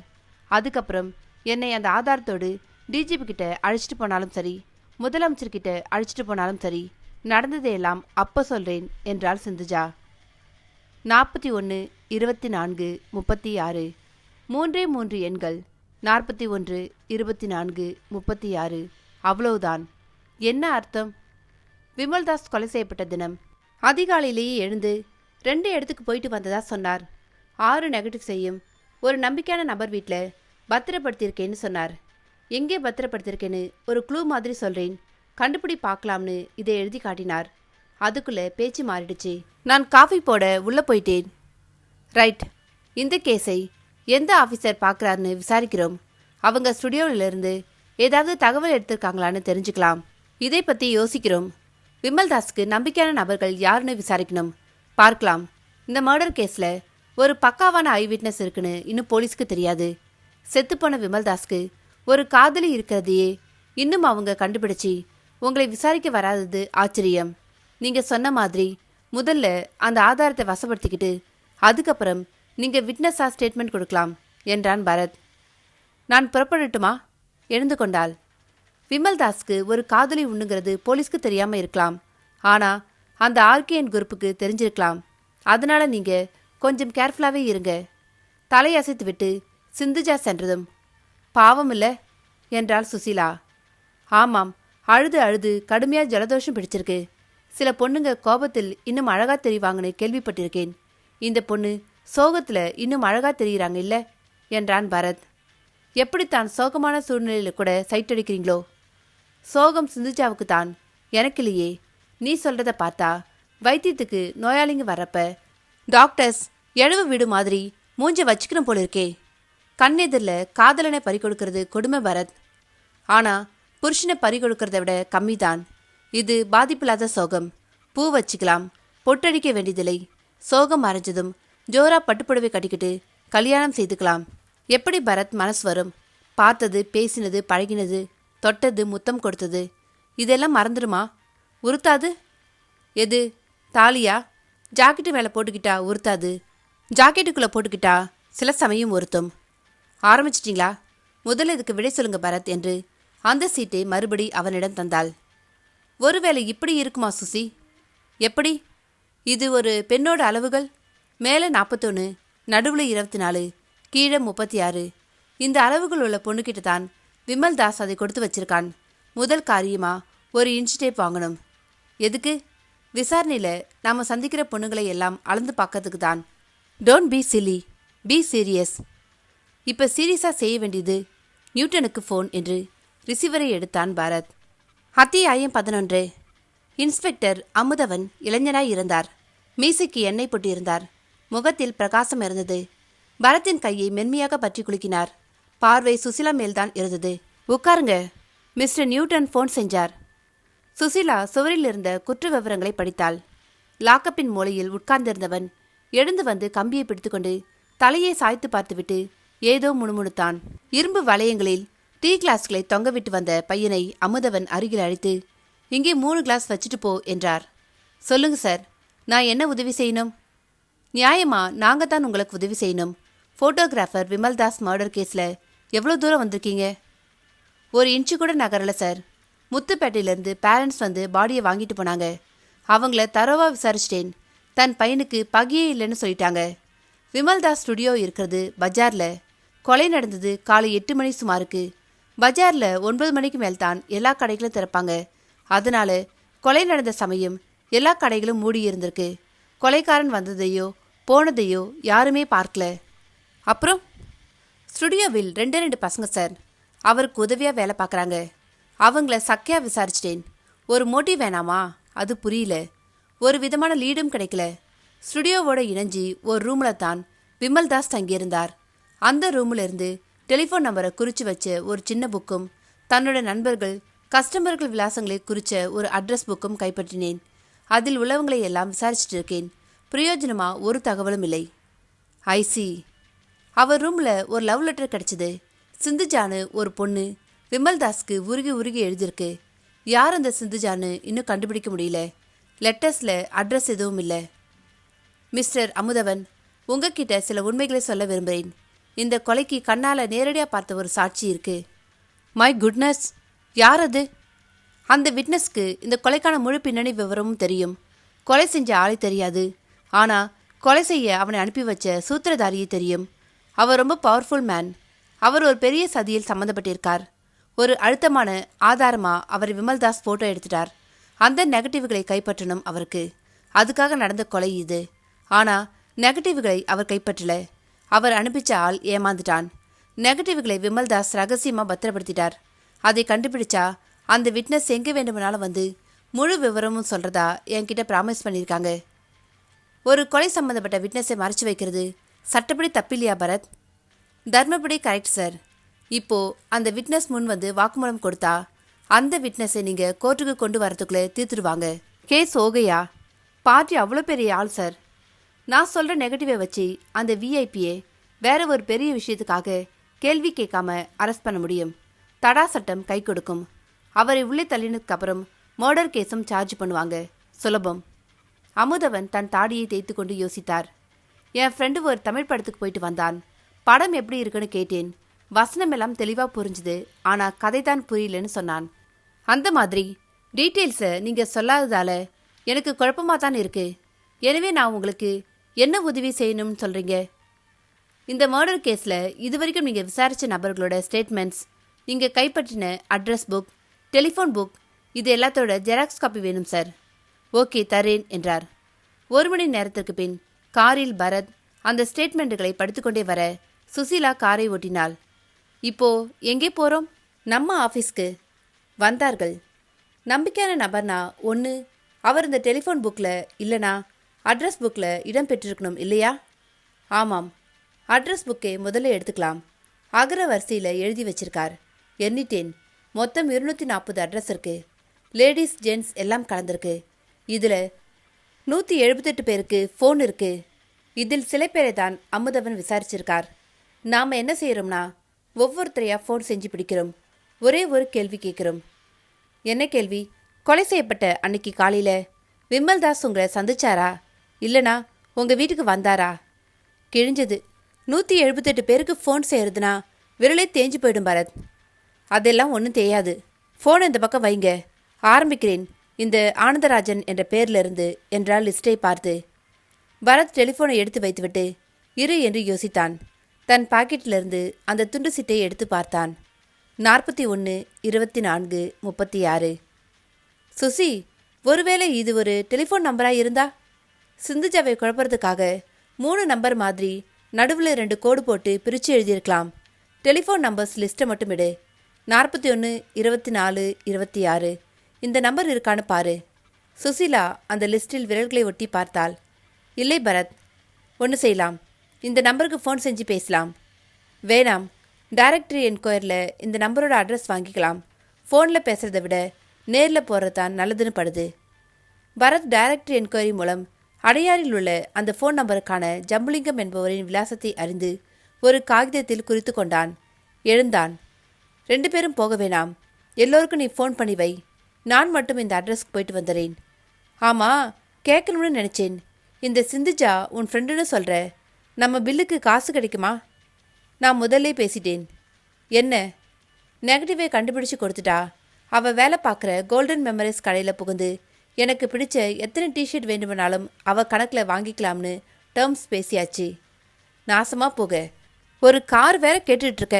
இப்படி ஓசி கேஸா எடுத்துட்டு வந்தா ஒரு கார் பொம்மை கூட வாங்கி தர முடியாது. கதவு வரை சென்று திரும்பி அவளை சில வினாடிகள் உன்னிப்பாக பார்த்துவிட்டு மீண்டும் வந்தான். என்னாச்சு? சுசி, ஒரு நம்பரை கூட விடாம எல்லா நம்பருக்கும் ஃபோன் பண்ணி டீட்டெயில்ஸை கலெக்ட் பண்ணிக்கோ. நெகட்டிவ்ஸ் ஃபோட்டோஸ்னு எதையும் பேசி வைக்காத. ஓகே பரத், நீங்கள் போய்கிட்டு சீக்கிரமா வாங்க. அத்தியாயம் 12. அடியார் வந்த பரத் காரின் வேகத்தை குறைத்து ஓரமாக நிறுத்தி பெட்டிக்கடையில் வாழைப்பழம் தின்று கொண்டிருந்தவனை அருகில் அழைத்து ஜம்புலிங்கத்தின் விலாசம் சொல்லி அந்த நகர் எங்கே இருக்கிறது என்று விசாரித்த பொழுது அவன் எதற்காக மேலும் கீழும் பார்க்கிறான் என்பது புரியவில்லை. ஆனால் அவன் வழி சொன்னான். அவன் சொன்ன வழியில் சென்றவன் ஓரிடத்தில் காரை நிறுத்தினான். இறங்கினான். தனி வீடு, பங்களா என்று சொல்ல முடியாது. ஆனால் 2 மாடிகளுடன் பெரியதாக இருந்தது. காம்பவுண்ட் சுவர் இல்லாமல் இருந்தது அந்த வீடு. விசாலமான ஹாலுக்கு வந்து பெல் ஸ்விட்ச் தேடி தோற்று கதவை தட்டி காத்திருந்த வினாடியில் ஜம்புலிங்கத்திற்கு மீசை இருக்குமோ இருக்காதோ என்று யோசித்தான். மீசை இல்லை. கதவை திறந்த 50 வயது வெற்றிலை குதப்பல் அம்மாவிற்கு. பெரிய பொட்டு, 50 பைசா நாணயத்தை பதுக்கலாம். வில்லாக கதம்பத்தை கொண்டையில் வைத்திருந்தாள். மிஸ்டர் ஜம்புலிங்கம் இருக்காரா? அப்படி யாரும் இங்கே இல்லைங்க. இதானே 22ஆம் நம்பர் வீடு? ஆமாம். இந்த வீட்டு ஃபோன் நம்பர் தானே 41 24 36? ஆமாம். அப்போ ஜம்புலிங்க வீடு தானே? அவர் பேரில் தானே ஃபோன் இருக்கு. ஓ, அதை வச்சு கேட்குறீங்களா? அவர் ஃபோனை நாங்கள் உபயோகிச்சுட்ருக்கோம். உள்ளே வந்து பேசலாமா? பரவாயில்ல, இப்படியே சொல்லுங்க. என்ன விஷயம்? உங்களுக்கு ஃபோட்டோகிராஃபர் விமல்தாஸ் தெரியுமா? தெரியாதே. இந்த வீட்டில் யார் யார் இருக்கீங்க? நான், செட்டியார், எங்கள் பொண்ணு. சரி, செட்டியாரை கூப்பிடுங்க. அவருக்கு தெரிஞ்சிருக்கலாம். செட்டியார் தேவக்கோட்டை போயிருக்கார். எப்போ போனார்? போய் 1 வாரமாச்சு. உங்கள் பொண்ணு என்ன செய்யுது? புஸ்தகம் படிச்சிட்ருக்கு. எதுக்கு இவ்வளோ விசாரிக்கிறீங்க? நான் போலீஸோட சம்மந்தப்பட்டவன். ஐயோ, உங்களை நிற்க வச்சு பேசிட்டேனே தம்பி. உள்ளே வாங்க, உட்காருங்க. தாகத்துக்கு தண்ணி சாப்பிட்றீங்களா? இருங்க, என் பொண்ணை கூப்பிடுறேன். வள்ளியம்மா, வள்ளியம்மா. பரத் உள்ளே வந்து மூங்கில் சோஃபாவில் அமர்ந்து சிரித்து கொண்டான். போலீஸ் என்கிற ஒரு வார்த்தைக்கு ஆச்சியிடம் இவ்வளோ மரியாதையா? இந்த வள்ளியம்மை கவுன் போட்டிருப்பாளா, சுடிதாரா, இல்லை தாவணியா நைட்டியான்னு தெரியலையே என்று யோசித்து கொண்டிருக்க இந்த 4லும் இல்லாமல் அறைக்குள் இருந்து குழந்தையோடு வந்த வள்ளியம்மை புடவையில் இருந்தாள். ஏமாற்றத்தை மறைத்து கொண்ட பரத், இது உங்க குழந்தையா என்றான். ஆமாம், 3 மாசம்தான் ஆகுது. செட்டியாருக்கு இங்கே என்ன பிஸ்னஸ்? வட்டிக்கடை வச்சிருக்கார். எங்கே? வீட்டில் தான். செட்டியாருக்கும் ஃபோட்டோகிராஃபர் விமல்தாஸுக்கும் பழக்கம் இருக்குமா? உங்களுக்கு தெரியுமா?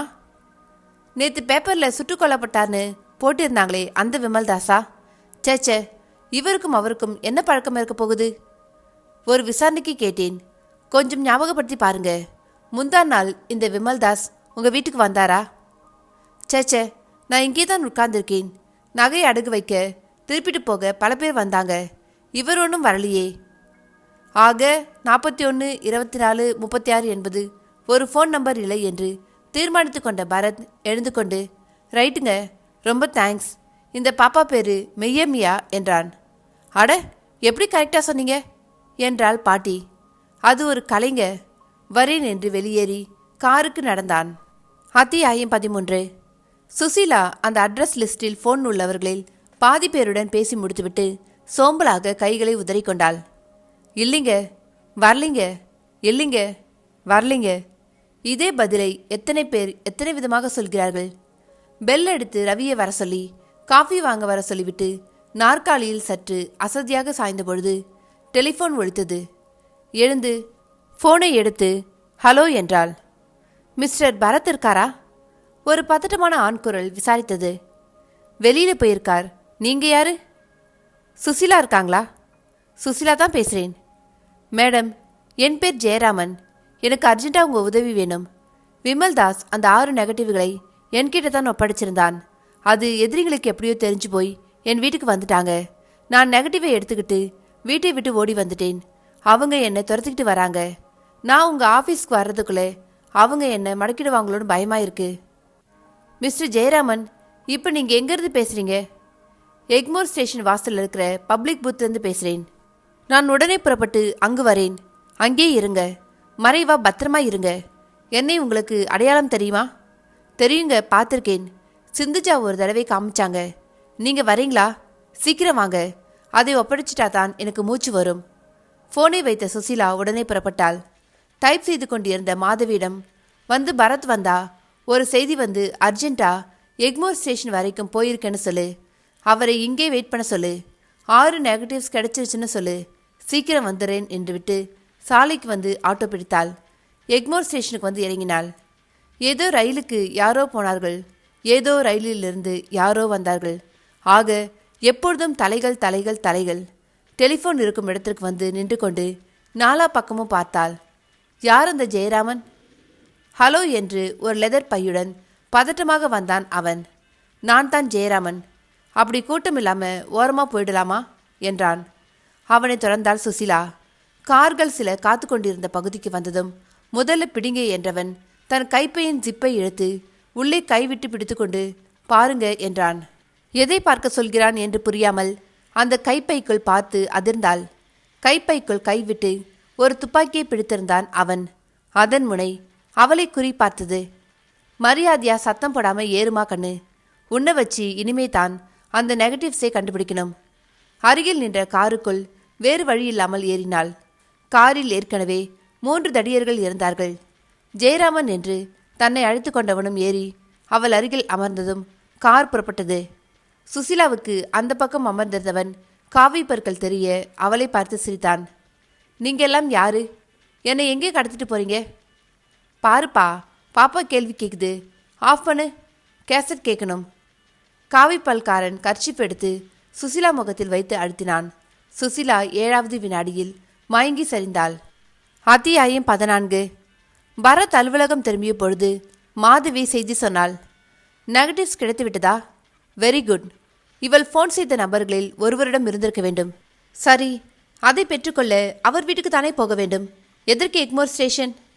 புரியாமல் நாற்காலியில் அமர்ந்து அந்த அட்ரஸ் லிஸ்ட்டை எடுத்து பார்த்தான். பாதி பேருக்குத்தான் செய்திருக்கிறாள் என்பது அந்த பெயர்களுக்கு அருகில் ஒரு ஸ்கெட்ச் பேனாவால் அவள் டிக் செய்து வைத்திருந்ததிலிருந்து தெரிந்தது. பரத் ஒரு சிகரெட் எடுத்து பற்ற வைத்துக்கொண்டு தீக்குச்சியை ஆஷ்ட்ரேயில் போட்டபொழுது டெலிஃபோன் ஒலித்தது. எடுத்தான். ஹலோ பரத். வணக்கம் தம்பி. சௌக்கியமா என்று ஆண்குரல். சௌக்கியம்தான். நீங்கள்? என் பெயர் எக்ஸ்ன்னு சொல்கிற பைந்தாங்குழி இல்லைப்பா. நான் இன்ஷியலோடு சொல்வேன். ஆர்கே நந்தகோபால் பேசுகிறேன் தம்பி. விரல்களிலிருந்து சிகரெட் நழுவை இருந்தது. என்ன தம்பி, என்கிட்டேருந்து ஃபோனை எதிர்பார்க்கலையா? என்ன விஷயம் சொல்லுங்கள் சார். என்னோட ஆள் தான் விமல்தாஸை சுட்டான். அதை அவனோட காதலை சிந்துஜா மறைஞ்சு நின்று பார்த்துருக்கிறதும் விமல்தாஸ் சுலபமாக ஏமாத்தினதும் புரியாமல் கொலையை மட்டும் சுத்தமாக செஞ்சுட்டு வந்துட்டான். உருப்படாத ஆளு. இப்போ என்ன ஆச்சு? அந்த பொண்ணு போலீஸ்கிட்ட போகாமல் உங்ககிட்ட வந்துடுச்சு. நீங்கள் அந்த நெகட்டிவ்ஸை கண்டுபிடிச்சி என்னை உள்ள தள்ளுறதுல தீவிரமாக இறங்கிட்டீங்க. இதற்கு டிபார்ட்மெண்ட் உதவி வேற உங்களுக்கு. என்னடா நேரில் நின்று பார்த்த மாதிரி எல்லாம் சொல்கிறானேன்னு பார்க்குறீங்களா தம்பி? நமக்கு எங்கேயும் ஆளுங்க தம்பி. சார், ஒரு இளைஞனை அனாவசியமாக கொண்டது நியாயமா? அனாவசியமா? இல்லையே. என் விஷயத்தில் மூக்க நீட்டினாலே பிடிக்காது. அவன் உடம்பு முழுக்க நீட்டினான். நெகட்டிவை அழிச்சிட்டு அவனை அழிச்சிடணும்னு சொன்னேன். கொஞ்சம் தப்பு நடந்து போச்சு. சரி, இப்போ எதுக்கு எனக்கு ஃபோன் செஞ்சீங்க? ஒரு கோரிக்கை வைக்கிறதுக்கு தான். என்ன? அந்த நெகட்டிவ்ஸை நீங்கள் கண்டுபிடிக்க வேணாம்னு நான் சொல்ல மாட்டேன். தாராளமாக கண்டுபிடிங்க தம்பி. நீங்கள் சாமர்த்தியசாலி. கண்டிப்பாக கண்டுபிடிப்பீங்க. கண்டுபிடிச்சிட்டு கொண்டு வந்து என்கிட்ட கொடுத்துருங்க. சரியா? நான் என்ன முட்டாளா? இல்லை, பயங்கர புத்திசாலி. எந்த நம்பிக்கையில் நெகட்டிவ்ஸை உங்ககிட்ட வந்து கொடுப்பேன்னு எதிர்பார்க்குறீங்க? புத்திசாலியாக இருந்தாலும் பாசமுள்ள காதலன்னு நம்புறதுனால தான். என்ன சொல்கிறீங்க? உங்ககிட்ட பேசி போர் அடிக்குது. சுசிலா கிட்ட கொஞ்சம் ஃபோனை கொடுங்களேன். மிச்சத்தை சுசிலா கிட்ட பேசுகிறேன். சுசிலா இங்கே இல்லை, வெளியில் போயிருக்கா. யார் கூட போயிருக்கா? மிஸ்டர் ஆர்கேஎன் என்று கோபம் காட்டினான். சாரி, யார் அழைச்சிட்டு போயிருக்காங்கன்னு கேட்க வந்தேன். யாரும் இல்லை, தனியாக தான். ஏன் பரத், தப்பாக பேசலாமா? எக்மோர் ஸ்டேஷன் வரைக்கும் தான் சுசிலா தனியாக போயிருக்கா. அங்கிருந்து சில பேர் அழைச்சிட்டு போயிருக்காங்க. வாட்? அந்த சில பேர் ஆர்கேஎன்னுக்கு வேண்டியவங்க. சுசிலாவை பத்திரமா அழைச்சிட்டு போய் பத்திரமா வச்சுருக்காங்க. நோ நோன்னு கத்தினா இல்லைன்னு ஆயிடுமா? நான் நம்ப மாட்டேன். நிஜந்தாப்பா. நேராக சொல்லணுமா? சுசிலாவை மயக்க ஊசி போட்டு கடத்தி என் கஸ்டடியில் வச்சிருக்கேன் தம்பி. இப்போது அந்த நெகட்டிவ்ஸை என்கிட்ட ஒப்படைப்பியா தம்பி? சுசிலா அவ்வளோ தூரம் ஏமாளி இல்லை. சரி, ஃபோனை வச்சுடு. அவளையே ஃபோனில் பேச சொல்கிறேன். அப்புறம் மறுபடியும் நாம் பேசுவோம். பரத் ஃபோனை வைத்தான். மற்றொரு ஃபோன் எடுத்து தன் ஏரியா எக்ஸ்சேஞ்சில் தன் ஏஇ நண்பரை அழைத்தான். என் நம்பருக்கு இப்போ ஒரு ஃபோன் வரப்போகுது. அதை எப்படியாச்சும் ட்ரேஸ் பண்ணி கொடுத்துருங்க ப்ளீஸ், ரொம்ப முக்கியம் இது. வைத்துவிட்டு நகம் கடித்து துப்பினான் பரத். சுசிலா எப்படி முட்டாள்தனமாக அங்கே மாட்டிக்கொண்டாள். ஃபோன் ஒலித்ததும் பாய்ந்து எடுத்தான் பரத். பரத், நான் தான் சுசிலா. என்னை சாமர்த்தியமாக கடத்திட்டாங்க. 4-5 தடியனுங்க இருக்காங்க. எனக்கு பயமாக இருக்குது. ஒன்று ஒப்பாரி வச்சு அழணும் போல இருக்குது. ஏசி குளிர் தாங்கலை. என்னை எப்படியாச்சும் காப்பாற்றிருங்க பரத். அவங்க என்ன கேட்டாலும் கொடுத்துருங்க. எல்லார்கிட்டையும் ஆயுதம் இருக்குது. பாத்ரூம் மட்டும் தான் தனியாக போக விட்டாங்க. எனக்கு பயமாக இருக்குது. நீங்கள் அவங்க சொல்கிறபடி நடந்துக்கலனா நிச்சயமாக என்னை கொலை செஞ்சுட்டு வாங்க. எனக்காக நீங்கள் ஒப்பாரி வச்சு அழ வேண்டியிருக்கும். ப்ளீஸ் பரத், காப்பாற்றுங்க. அத்தோடு லைன் துண்டிக்கப்பட்டது. ஃபோனை வைத்தான். ஒரு நிமிடத்துக்கு பிறகு மீண்டும் ஒழித்தது. எடுத்தான். என்ன பரத், பேசுனீங்களா? என்றான் சொரத்தில்லாமல். இப்போ ஒத்துக்கிறீங்களா சுசிலா எங்கள் கஸ்டடியில் தான் இருக்கிறான்றத? வேறு வழி. அந்த நெகட்டிவ்ஸை என்கிட்ட ஒப்படைக்கிறீங்களா? ஐயோ, அதை இன்னும் கண்டுபிடிக்கலையே. கண்டுபிடிங்க. அதை விட என்ன வேலை? அன்பான காதலி ஆபத்தில் மாட்டியிருக்கா. அவளை சேதமில்லாமல் மீட் ஆகணும். அதை மனசில் வச்சுக்கிட்டு தீவிரமாக கண்டுபிடிங்க தம்பி. இதோ பாருங்கள் சார், இது வரைக்கும் எந்த க்ளூவும் கிடைக்கல. முயற்சி பண்ணுங்க. சுசிலா மேலே ஒரு நிழல் கூட விழக்கூடாது. ஷோ கேஸுக்குள்ள இருக்கிற பொம்மை மாதிரி தூசு கூட படியாமல் நான் பார்த்துக்கிறேன். ஆனால் நீங்கள் குறுக்கு புத்தியால் யோசிச்சா சுசிலா கற்போடவும் கிடைக்க மாட்டா, உயிரோடவும் கிடைக்க மாட்டா. இவ்வளோ ஓப்பனாக என் பேர் சொல்லியே உங்களை மிரட்டேனா என்னோட துணிச்சலையும் பின்னணியையும் நீங்கள் புரிஞ்சுக்கணும். சொன்னால் செய்வேன். அதனால் நெகட்டிவ்ஸ் கண்டுபிடிங்க, எனக்கு ஃபோன் செய்யுங்க. அதை விட்டுட்டு போலீஸ்கிட்ட போய் ஒரு இராணுவ படையை கூட்டிக்கிட்டு என்னை தேடி வந்தாலும் நான் எதையும் ஒப்புக்க மாட்டேன். என் இடங்களில் சோதனை போட்டாலும் சுசிலா கிடைக்க மாட்டா. அவமானப்பட்டு தான் திரும்பி போக வேண்டியிருக்கும். புரிஞ்சுதா? புரியுது என்றான் பரத் அவனுக்கே கேட்காமல். குட், சீக்கிரம் கண்டுபிடிச்சிட்டு தகவல் சொல்லுங்க. பரத் வெறுப்பாக ஃபோனை வைத்தான். அத்தியாயம் 15. பரத் மீண்டும் அந்த எக்ஸ்சேஞ்ச் ஏஇ நம்பரை தொடர்பு கொண்டு விசாரித்த பொழுது, சாரி சார், டூரேஷன் பத்தலை. எந்த நம்பர்லேருந்து பேசினாங்கன்னு கண்டுபிடிக்க முடியல. என்ன சார் இது? சே, வாட் டு டூ? ஆனால் நுங்கம்பாக்கம் எக்ஸ்சேஞ்சிலிருந்து வந்த கால் அது. பரத் ஏமாற்றமாக ஃபோனை வைத்த பொழுது, மே கமின் சார் என்று கதவில் தட்டிவிட்டு உள்ளே வந்த சிந்துஜாவை வெறுப்பாக பார்த்தான். என்ன சார் அப்படி பார்க்குறீங்க? பேசாமல் போலீஸ்க்கு போயிருக்க வேண்டியது தானே நீங்கள்? எதுக்கு எங்ககிட்ட வந்தீங்க? இப்போ பாருங்க, அவங்க சுசிலாவை கடத்தி கொண்டு போய் வச்சு மிரட்டுறாங்க என்று முழு விவரமும் வேகமாக சொன்னான் Bharat. Sorry Bharat, I am very sorry. வாங்க, நீங்கள் எங்கே கூட்டிகிட்டு போனாலும் வரேன். யார்கிட்ட சொல்ல சொன்னாலும் சொல்கிறேன் என்றார் சிந்துஜா. உட்காருங்க சிந்துஜா, நான் எரிச்சலை உங்ககிட்ட காட்டிட்டேன். இந்த சூழ்நிலையில் நாம் யார்கிட்டையும் போக முடியாது. சிக்கல். ஏன்?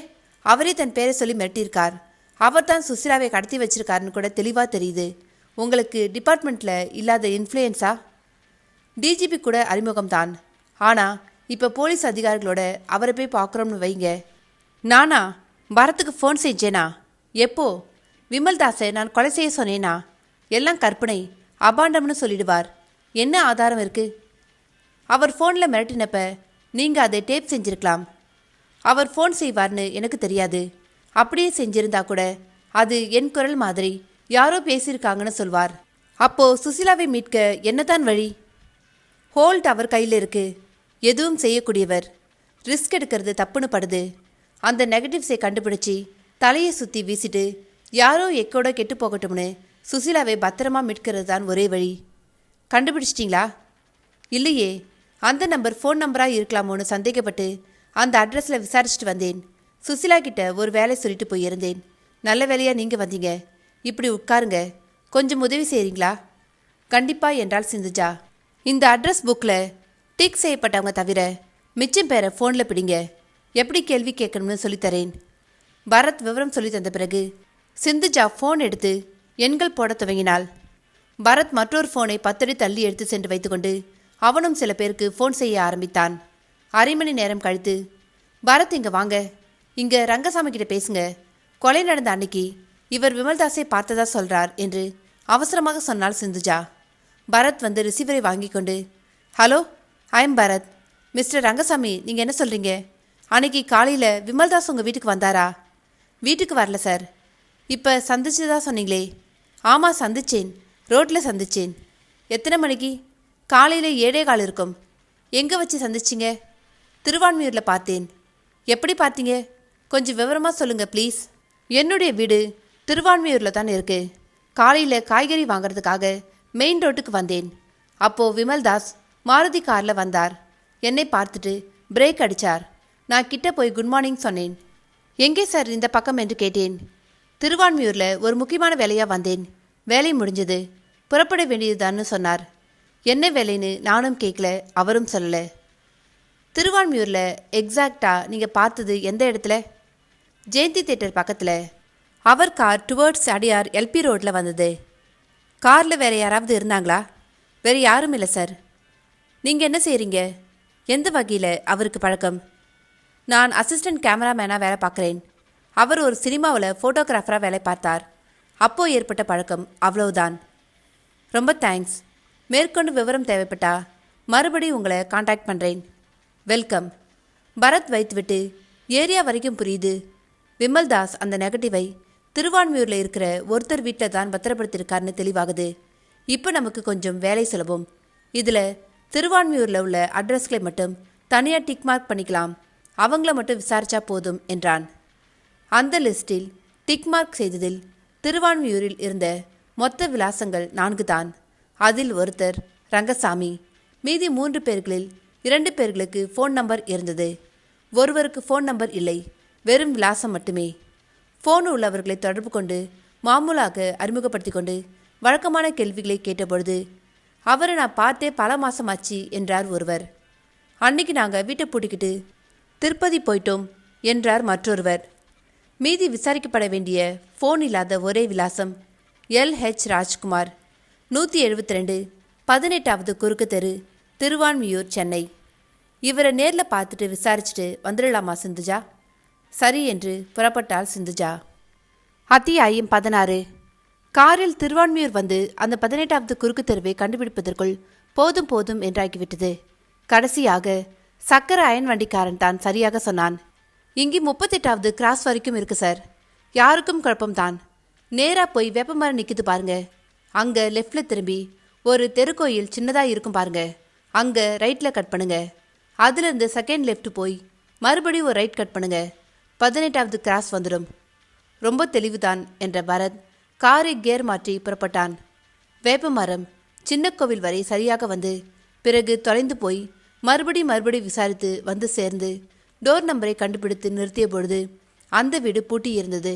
வாசல் கேட்டுக்கு ஒருவன் கருப்பு பெயிண்ட் பூசிக்கொண்டிருந்தான். நாங்கள் அந்த வீட்டில் இருக்கிற ராஜ்குமாரை பார்க்க வந்தோம். வீடு பூட்டி இருக்குதே.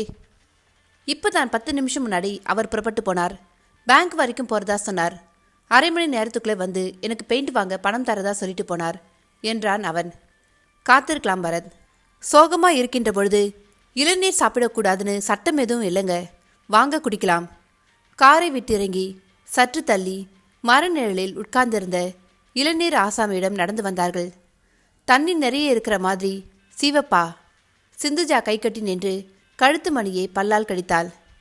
சிந்துஜா, கேட்குறேன்னு தப்பாக நினைக்காதீங்க. அவுட் ஆஃப் தி சிலபஸ்ன்னு கேட்குறேன். நீங்களும் விமல்தாஸும் ரொம்ப நெருக்கமாக பழகினீங்களா? ஆமாம், ரொம்ப ரொம்ப.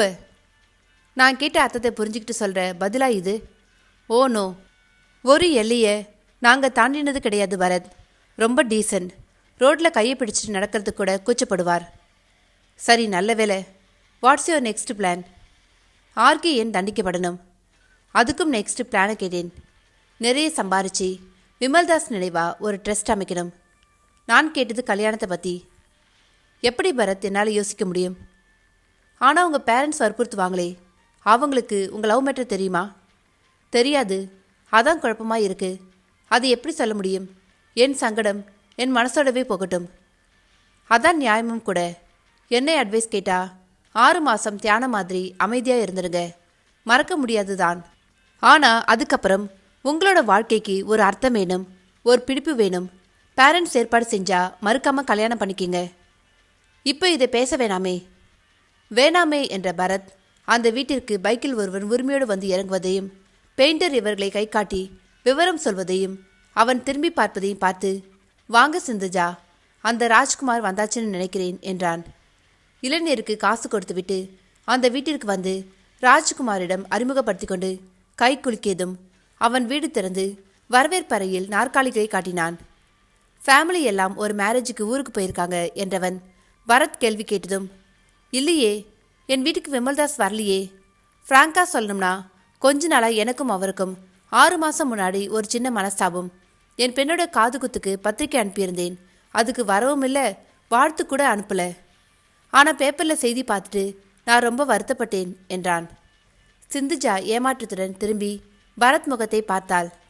வெல், நாங்கள் தேடிக்கிட்டு இருக்க நம்பிக்கையானவர் நீங்கள் இல்லை, புறப்படுறோம். கைகூப்பி எழுந்தான் பரத். பரத் அந்த துண்டு சீட்டை மறுபடியும் எடுத்து பார்த்தான். 41, 24, 36. இதில் ஏதோ சூட்சுமம் இருக்கு, புரிய மாட்டேங்குது, பாருங்க என்று திரும்பின பரத் கண்களில் எதிர்ப்புறம் இருந்த ஒரு வீடியோ லைப்ரரியின் போர்டு கண்களில் பட்டது.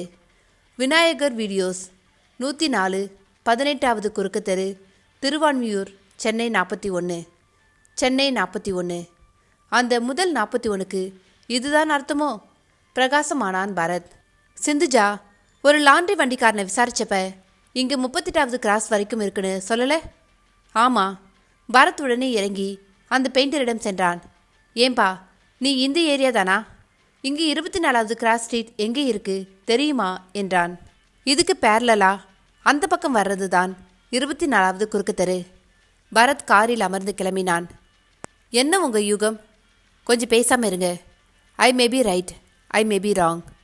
ஒரு சின்ன முயற்சி செஞ்சு பார்த்துடலாம். பரத் 24வது குறுக்கு தெருவுக்கு வந்ததும் காரின் வேகம் குறைத்து 36வது எண் உள்ள வீட்டை தேடினான். என் யூகம் சரியாக இருந்தால் அந்த எண்களுக்கு இதுதான் அர்த்தமாக இருக்க வேண்டும். 41, திருவான்மியூர், 24 குறுக்கு தெரு, 36வது வீட்டு எண். 36ஆம் நம்பர் வாசலில் வண்டியை நிறுத்தினான். சின்ன வீடுதான், தனி வீடு. நல்ல வேளையாக வீடு பூட்டி இருக்கவில்லை. இறங்கினார்கள். பரத் பெல் சுவிட்சை அழுத்தினான். கதவை திறந்த மாடலிங் பெண் மாயா புரியாமல் பார்த்தாள். எக்ஸ்கியூஸ் மீ மேடம், நான் பரத், இவங்க சிந்துஜா. 2 நாளைக்கு முன்னாடி ஃபோட்டோகிராஃபர் விமல்தாஸ் சுட்டுக் கொல்லப்பட்டது தொடர்பாக நாங்கள் விசாரிச்சுக்கிட்டு இருக்கோம். வந்து உள்ள வாங்க சார். இவங்க தான் அந்த சிந்துஜாவா என்ற மாயா உட்கார சொல்லி ஃபேன் போட்டு எதிரில் அமர்ந்து, என் பெயர் மாயா, மாடல் கேர்ள். நிறைய விளம்பரங்களுக்கு என்னை படம் எடுத்திருக்கார் விமல்தாஸ். என்னை சிஸ்டர் மாதிரி ட்ரீட் பண்ணுவார். எனக்காக அக்கறை எடுத்துக்கிட்டு நிறைய சான்ஸ் வாங்கி கொடுத்துருக்கார். அன்னைக்கு காலையில் 7 மணி இருக்கும். கார் எடுத்துக்கிட்டு என் வீட்டுக்கு தான் அவர் வந்தார். உற்சாகத்தில் சிந்துஜா, கை கொடுங்க பரத் என்று குலுக்கினாள். சொல்லுங்க என்றான் பரத். வந்து ஒரு முக்கியமான கவர் உங்கள் வீட்டில் பத்திரமா வச்சுக்கோ. அதை மறுபடியும் நானோ இல்லைனா என்னோட லவ்வர் சிந்துஜாவோ வந்து கேட்டாதான் கொடுக்கணும்னு சொல்லி ஒரு கவரை ஒப்படைச்சார். அதில் என்ன இருக்கும்னு அவரும் சொல்லலை, நானும் கேட்கல. நான் உடனே சாமி படத்துக்கு பின்னாடி பத்திரமா வச்சுட்டேன். இப்போ எடுத்துகிட்டு வந்து தரவா என்றாள் மாயா. ப்ளீஸ், அதுக்காகத்தான் நாங்கள் அலைஞ்சிக்கிட்டு இருக்கோம்.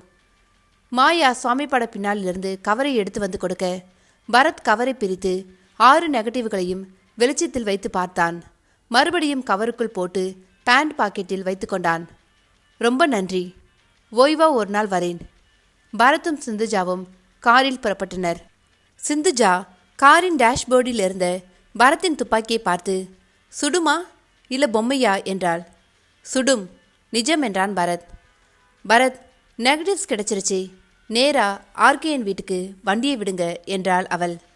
ஒரு தீவிரவாத இயக்கத்துக்கு துணை போகிறது எவ்வளோ பெரிய தேச விரோத செயல். அந்த தமிழ்நாக படையோட வன்முறை வெறியாட்டத்தால் எவ்வளோ உயிர்கள் பலியாகியிருக்கு. ஆர்கே என்னை பிடிக்கிறது மூலமா அந்த தீவிரவாத இயக்க தளபதிகளையும் கைது செய்ய முடியும், அந்த இயக்கத்தையும் ஒடுக்க முடியும். ஆர்கே என்னை கைது செய்ய இதுதான் மிகப்பெரிய ஆதாரம். இதை அவன்கிட்ட தாரை வாத்துட்டு சுசிலாவை மீட்கிறதான்னு யோசனையாக இருக்கு சிந்துஜா என்றான். சிந்துஜா திரிக்கிட்டாள். அதுக்காக நெகட்டிவ்ஸை கொடுக்கலைனா சுசிலாவை நிச்சயம் கொலை செஞ்சிடுவான் பரத். நெகட்டிவ்ஸை கொடுத்துட்டா அடுத்த செகண்டே அதை அவன் எரிச்சிடுவான். மகத்தான ஒரு ஆதாரம் அழிஞ்சிடும். அதுக்கப்புறம் அவனை எதுவுமே செய்ய முடியாது. என்ன உங்கள் பிளான்? அதான் யோசனை பண்ணுறேன். நெகட்டிவையும் ஒப்படைக்கக்கூடாது, சுசிலாவையும் மீட் ஆகணும். அது எப்படி முடியும்? முடியும். சுசிலாவை அவன் எங்கே அடைச்சி வச்சிருக்கான்னு தெரிஞ்சா முடியும். ரகசியமாக போலீஸில் சொல்லி ஆர்கேஎன் சம்மந்தப்பட்ட பிஸ்னஸ் கட்டிடங்களில் வீடுகளில் சோதனை போட சொல்லி. அவன் தன்னோட வீடுகளில் வச்சிருக்க மாட்டான். ரெண்டாவது அலர்ட் ஆயிடுவான். சுசிலா இந்த மாதிரி சிக்கலில் மாட்டிக்கிறப்ப தான் இருக்கிற இடத்த பற்றி ஏதாச்சும் க்ளூ கொடுப்பா. ஆனால் இந்த தடவை ரொம்ப பயந்து போய் பேசினா. அவள் நுங்கம்பாக்கம் ஏரியாவில் இருந்து பேசினான்னு தெரிஞ்சுக்கிட்டேன். அப்புறம் அவள் பேச்சில் ஏசி ரொம்ப குளிருதுன்னு சொன்னா. ஸோ அடைச்சி வச்சிருக்க இடத்துல ஏர் கண்டிஷனர் இருக்குதுன்னு புரிஞ்சுக்கிட்டேன். இந்த தகவல்களை வச்சு அந்த இடத்தை கண்டுபிடிக்க முடியாதா பரத்? எப்படிங்க? நுங்கம்பாக்கம் ஏரியாவில் எத்தனையோ நூற்றுக்கணக்கான வீட்டில் ஏசி இருக்கும். ஏசியும் டெலிஃபோனும் உள்ள வீடு பரத். சரி போதுமா?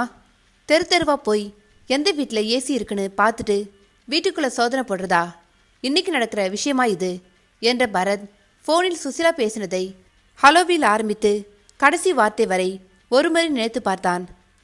பரத், நான் தான் சுசிலா. என்னை சாமர்த்தியமாக கடத்திட்டாங்க. 4-5 தடியன்க இருக்காங்க. எனக்கு பயமாக இருக்குது. ஓனு ஒப்பாரி வச்சு அழணும் போல இருக்குது. ஏசி குளிர் தாங்கலை. என்னை எப்படியாச்சும் காப்பாற்றிடுங்க பரத். அவங்க என்ன கேட்டாலும் கொடுத்துருங்க. எல்லார்கிட்டையும் ஆயுதம் இருக்குது. பாத்ரூமில் மட்டும்தான் தனியாக போக விட்டாங்க. எனக்கு பயமாக இருக்குது. நீங்கள் அவங்க சொன்னபடி நடக்கலனா என்னை கொலை செஞ்சிடுவாங்க. எனக்காக நீங்கள் ஒப்பாரி வச்சு அழ வேண்டியிருக்கும். ப்ளீஸ் பரத், காப்பாற்றுங்க. பரத் மீண்டும் மீண்டும் யோசித்து பார்த்தபொழுது ஏசி குளிர் பற்றி சொல்லி ஏர் கண்டிஷனர் இருப்பதை சொன்னது போல் வேறு சில செய்திகளும் அவள் பேச்சில் இருந்து புரிந்தது. 4 தடியர்கள் ஆயுதம் வைத்திருக்கிறார்கள். அறையோடு இணைந்து பாத்ரூம் இருக்கிறது. அதற்குள் மட்டும் தனியாக சென்று வந்திருக்கிறாள். பாத்ரூம் போனதை ஏன் சொன்னாள்? ஒன்று ஒப்பாரி வச்சு அழணும் போல இருக்கு. என்ன வாக்கியம் இது? ஓன்னு அழணும் போல இருக்கு என்று தானே சொல்வார்கள். எனக்காக நீங்கள் ஒப்பாரி வச்சு அழ வேண்டியிருக்கும். இந்த வாக்கியத்திலும் ஒப்பாரி வருகிறது. எதற்காக ஒப்பாரி ஒப்பாரி என்று வழக்கமாக உபயோகிக்காத ஒரு அமங்கலமான வார்த்தையை 2 தடவை உபயோகித்தாள். 2-3 முறை யோசிக்க ஏதோ புரிவது போல் இருந்தது. அத்தியாயம் 17. ஆர்கேஎன் வீட்டின் வரவேற்பறையில் டிஜிபி மற்றும் சில உயர் அதிகாரிகள் பரத், சிந்துஜா காத்திருக்க பதறத்தோடு வந்தார் ஆர்கேஎன். என்ன இவ்வளோ பேர் வந்திருக்கீங்க? என்ன விஷயம்? ஒன்றுமில்லை, உங்களை கைது செய்யறதுக்காக வந்திருக்கோம் என்றான் பரத். பரத், நான் சொன்னது மறந்துடுச்சா? சுசிலா ஒரு உயிர் சார். போனாலும் பரவாயில்லை. தீவிரவாத இயக்கத்துக்கு துணை போய் நீங்கள் இனிமேயும் பல 100 உயிர்களை பலி கொடுக்க கூடாதுங்கிறதுக்காக சுசிலாவை பற்றி நான் கவலைப்படலை. நெகட்டிவ்ஸை கண்டுபிடிச்சதும் இவங்க கிட்ட போயிட்டேன். ஆர்கேஎன் விழித்தார். வரீங்களா என்றார் டிஜிபி. அவர் கண்ணசிவில் ஒரு ஆஃபீஸர் விலங்கோடு அவரை நெருங்க. 1 நிமிஷம் என்றாள் சிந்துஜா. இந்த மாதிரி ஆளுங்களை கைது செஞ்சு கோர்ட்டில் நிறுத்தி விசாரணை செஞ்சு அதுக்கப்புறம் கோர்ட்டு தண்டனை கொடுக்கக்கூடாது. சட்டத்தோட ஓட்டைகளையும் தன்னோட பணத்தையும் பயன்படுத்தி வெளியில் வந்துடுவான். அதுக்காக என்ன செய்யணும் என்றான் பரத். இப்படி சுற்றுத்தள்ளணும் என்று பின்புறம் வைத்திருந்த கையை முன்னால் எடுத்து அடுத்த வினாடி துப்பாக்கியால் ஆர்கே நந்தகோபாலை சுட்டாள் சிந்துஜா. என்னை கைது செய்யுங்க சார். இந்த கொலைக்காக நான் பெருமைப்படுறேன். பரத், என்னை மன்னிச்சிடுங்க. காரில் டேஷ்போர்டில் இருந்த உங்கள் துப்பாக்கியை இந்த தண்டனைக்காகத்தான் திருடி எடுத்துக்கிட்டு வந்தேன். கேட்டிங்களே என் நெக்ஸ்ட் பிளான் என்னன்னு? இதுதான் அது. சிந்துஜா முகத்தில் சிரிப்பு செத்தது. அத்தியாயம் 18. Moonlight detective agency. கதவை திறந்து உள்ளே வந்த சுசிலா, எனக்கு நம்பிக்கையே இல்லை பரத். நான் ஃபோனில் மறைமுகமாக சொன்னதை நீங்கள் புரிஞ்சுக்கிட்டீங்களா இல்லையான்னு பதட்டமாகவே இருந்தது. பரத் நாற்காலியில் சோன்றபடி, முதல்ல புரியல, அப்புறம் புரிஞ்சிடுச்சு. நீ பாத்ரூம் போனப்ப பக்கத்தில் ஏதோ ஒரு இழவு வீட்டிலேருந்து ஒப்பாரி வைக்கிற சத்தம் உனக்கு கேட்டதை எனக்கு மறைமுகமாக சொல்லியிருக்கேன்னு புரிஞ்சுது. நுங்கம்பாக்கம் ஏரியான்னு நான் ஏற்கனவே தெரிஞ்சு வச்சிருந்ததால நுங்கம்பாக்கம் போலீஸ் துணையோடு இன்னைக்கு எங்கெல்லாம் சாவு விழுந்திருக்குன்னு தேடி ஒப்பாரி வச்சிட்ருக்க வீட்டை கண்டுபிடிச்சி அதுக்கு பக்கத்தில் ஏசியும் டெலிஃபோனும் உள்ள வீட்டை கண்டுபிடிச்சி அதிரடி படையை உதவிக்கு கூப்பிட்டு உன்னை காப்பாற்ற நான் எவ்வளோ சிரமப்பட்டிருக்கேன் தெரியுமா என்றான். ஆனால் சிந்துஜா அப்படி செய்வான்னு எதிர்பார்க்கல. நானும் தான் சுசி. அந்த பொண்ணு நம்ம காதலனும் போயிட்டான். எதிர்காலமும் குழப்பமாயிருக்கு என்று ஒரு விரக்தியான சூழ்நிலையில் அப்படி ஒரு முடிவுக்கு வந்திருக்கா. அவளுடைய இந்த முடிவுக்கு நான் தலை வணங்குகிறேன். சரி, புறப்படு. எங்க? நம்ம வீட்டுக்கு தான் என்று கண்ணடித்த பரத் மேல் தன் கைப்பையை எறிந்தாள் சுசிலா. என்ன நண்பர்களே, கதையை கேட்டிங்களா? இந்த கதையை பற்றி நீங்கள் என்ன நினைக்கிறீங்கன்னு சொல்லிட்டு கமெண்ட் பாக்ஸில் கமெண்ட் பண்ணுங்கள், லைக் பண்ணுங்கள், உங்கள் நண்பர்களுக்கும் ஷேர் பண்ணுங்கள். நன்றி, வணக்கம்.